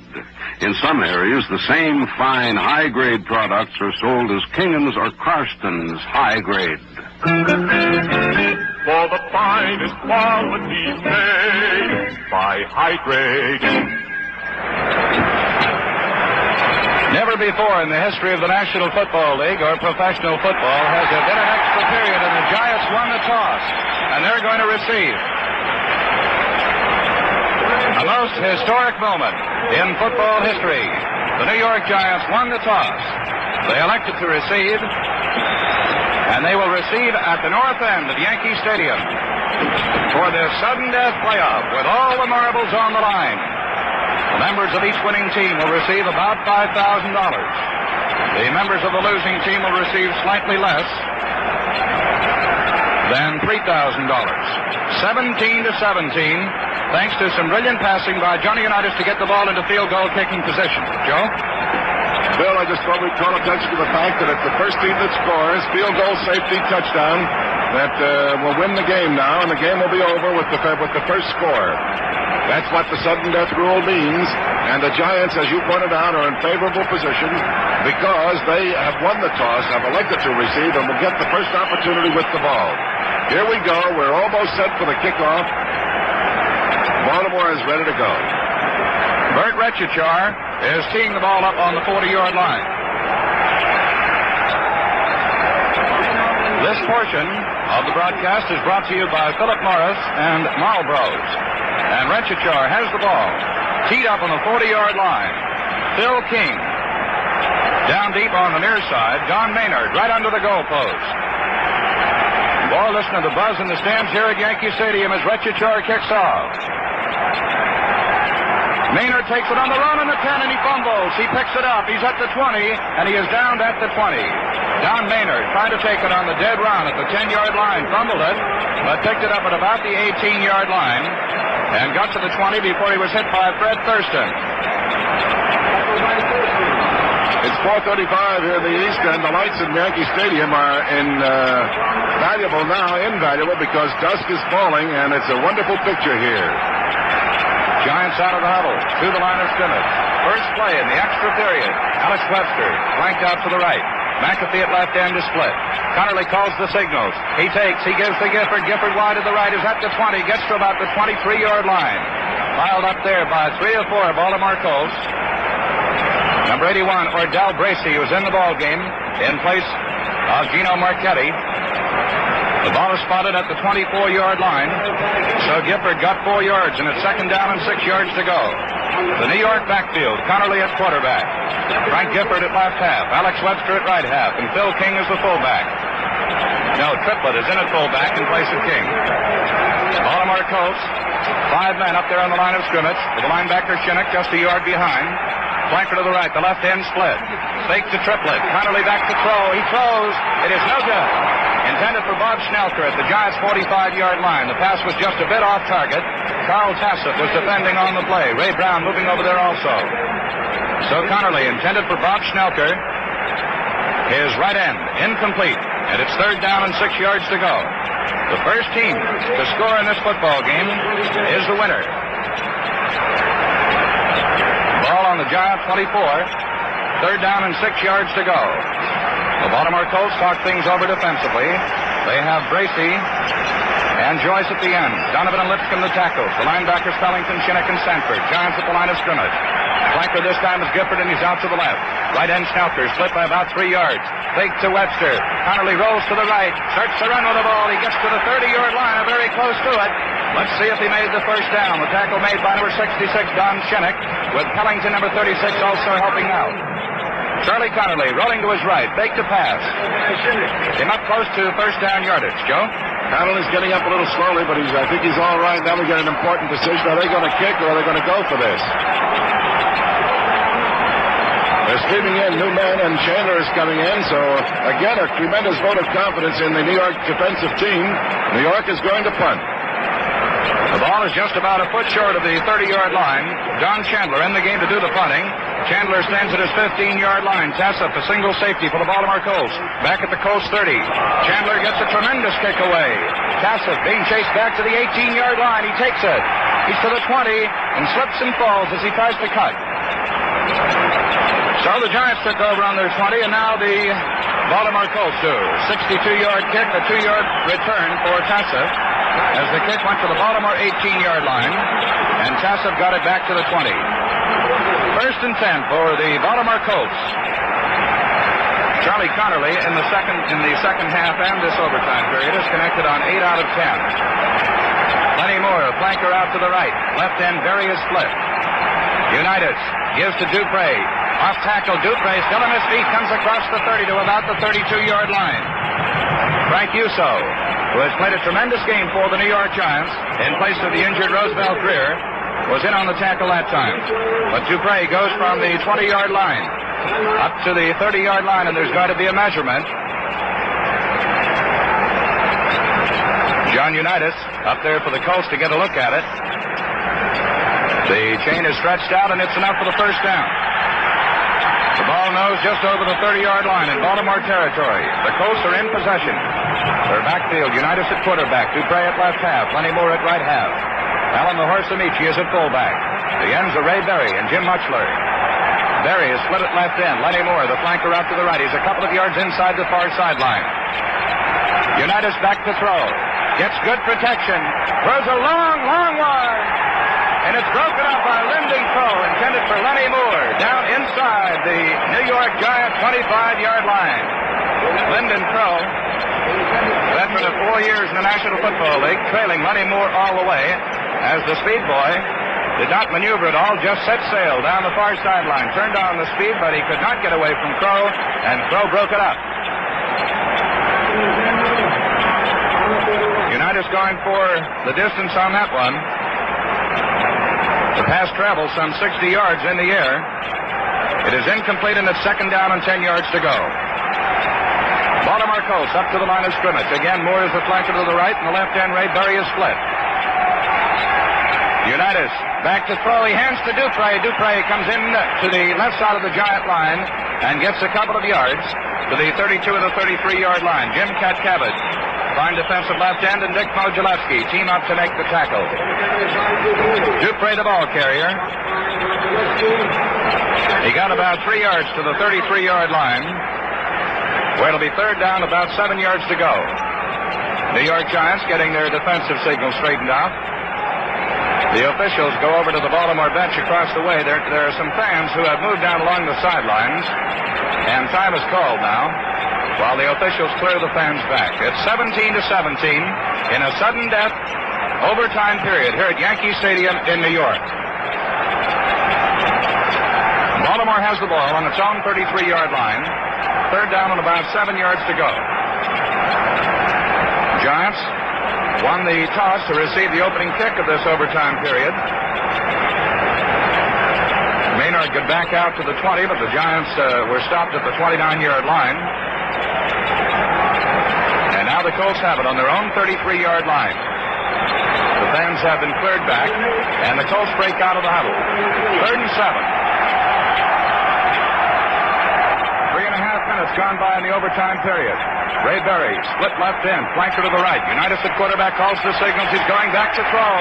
He throws the flare pass to Amici, the fullback. Amici's at the 40-yard line. Tackled as he gets to about the 41. It's going to be close to another first down. Colin Savary made the tackle. Unitas looked deep downfield, but could not find a deep receiver open. And Amici, the flaring fullback, as he moved out to the left, took it and carried for a gain up over the 40-yard line.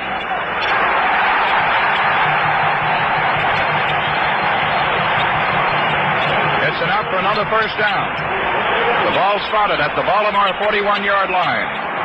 Unitas this afternoon has attempted 37 passes, and so far he has completed 24 of them. And the Colts have the ball on their own 41-yard line. First down and 10. Lenny Moore flanked out to the right, the left end split. Unitas gives to Dupre. Dupre swings wide, cuts back in, and gets to just about the 43-yard line.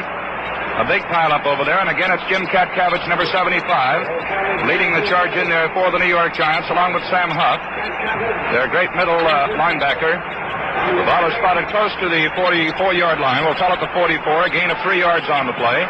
Second down and 7 yards to go. Second down, 7 yards to go in this pressure-packed football game, 17-7 in a sudden death overtime period. Dupre is the flanker to the left this time, to the right I should say, with the left end Berry split by a couple of yards. Unitas back to throw, gets protection. Now it breaks down and he's dropped back in the Baltimore 37-yard line. Dick Modulewski crashing through from his left tackle position along with Frank Uso to drop Unitas for a loss. The ball is being spotted at the 36-yard line. Boy, these defensive lines have been tremendous all afternoon. Both teams, Pat Cabot, Robustelli, Mogilevsky, Huff for the Giants, Marchetti, Donovan, Lipscomb, and Shinnick for the Baltimore Colts. The ball back on the 37-yard line. Third down about 15. Unitas calls the signals. He's going back to throw. This time he gets protection. Starts to run with the ball. Now he throws. It's good to Berry. He's at the 45. Tries to battle away from the tackler, Carl Karolevich, but Karolevich holds him at the 43-yard line. Carl Karolevich, the defending back, lost his footing when the end, Ray Berry, made his cut there at the 45-yard line. Karolevich fell down. Berry hauled the pass in and got down to the 44-yard line in New York Giant territory. 20-yard pass. And it's 1st and 10 for the Baltimore Colts on the New York Giant 44. Flanker out to the right, the left end split. The fake to Dupre, the handoff to Leachy's at the 30, the 25, down to the 20-yard line. So the Baltimore Colts have first down, 10 yards to go in the New York Giant 20. It was Jim Patton who saved the day for the Giants. Also in on the stop was Karolevich. The fake to Dupre, the handoff to Alan Mahorsa-Michi, and up the middle he went. Going 24 yards from the 44-yard line to the New York Giant 20. And it's 1st and 10 for the Colts. Lenny Moore flanked out to the right. The ends are tight this time. Handoff to Dupre, cuts back in, gets to just about the line of scrimmage. Maybe a yard. Sam Huff in there to make the tackle. Emlyn Tunnell also helping out.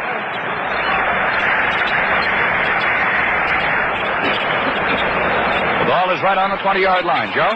This drive has only been good. They may carry to a touchdown, but in any case, they're within field goal range, and that first score is what wins the ball game now. Here they go again. The Baltimore Colts tied with the New York Giants 17-17 in the sudden death. Extra period. Have the ball on the 8-yard line. First down, goal to go. Play will be held up now. A fan running out on the field with 3 of New York's finest trying to corner him. And they get him down at about the 22-yard line.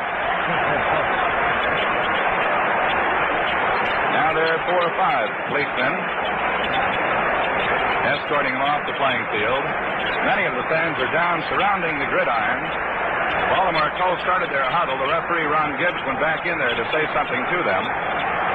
The Colts have marched from their own 20-yard line on the passing of Unitas, who has hit on about 66% of his throws this afternoon, and some great clutch catching on the part of left-hand Ray Berry. Also another important play on this drive was an 8-yard pass, a flare pass to Alan Amici. So here we go, with the ball on the 8-yard line. First down and goal to go. And a touchdown ends the ball game, remember. Unitas calls the signals. He gives to Amici, and Amici piles into about the 6-yard line. Hit by Sam Huff. Amici did move the ball right out and straight in front of the goalpost, as well as gain about a yard to the 7-yard line. So it'll be second down and 7 yards to go. Tremendous football game all the way. Baltimore held a 14-3 halftime lead. The Giants came back to go out in front 17-14. And then Myra of Baltimore kicked the field goal with just seconds remaining to tie it up and send it into the sudden death overtime. Baltimore at the line of scrimmage, second down 7. Unitas at quarterback calls, he throws. Oh, a flare pass out to the right. It's good to Mutchler, down to about the 1-yard line. Jim Mutchler calling in a Johnny Unitas throw. The ball is being spotted at about the 2-yard line. Unitas has been sensational here this afternoon.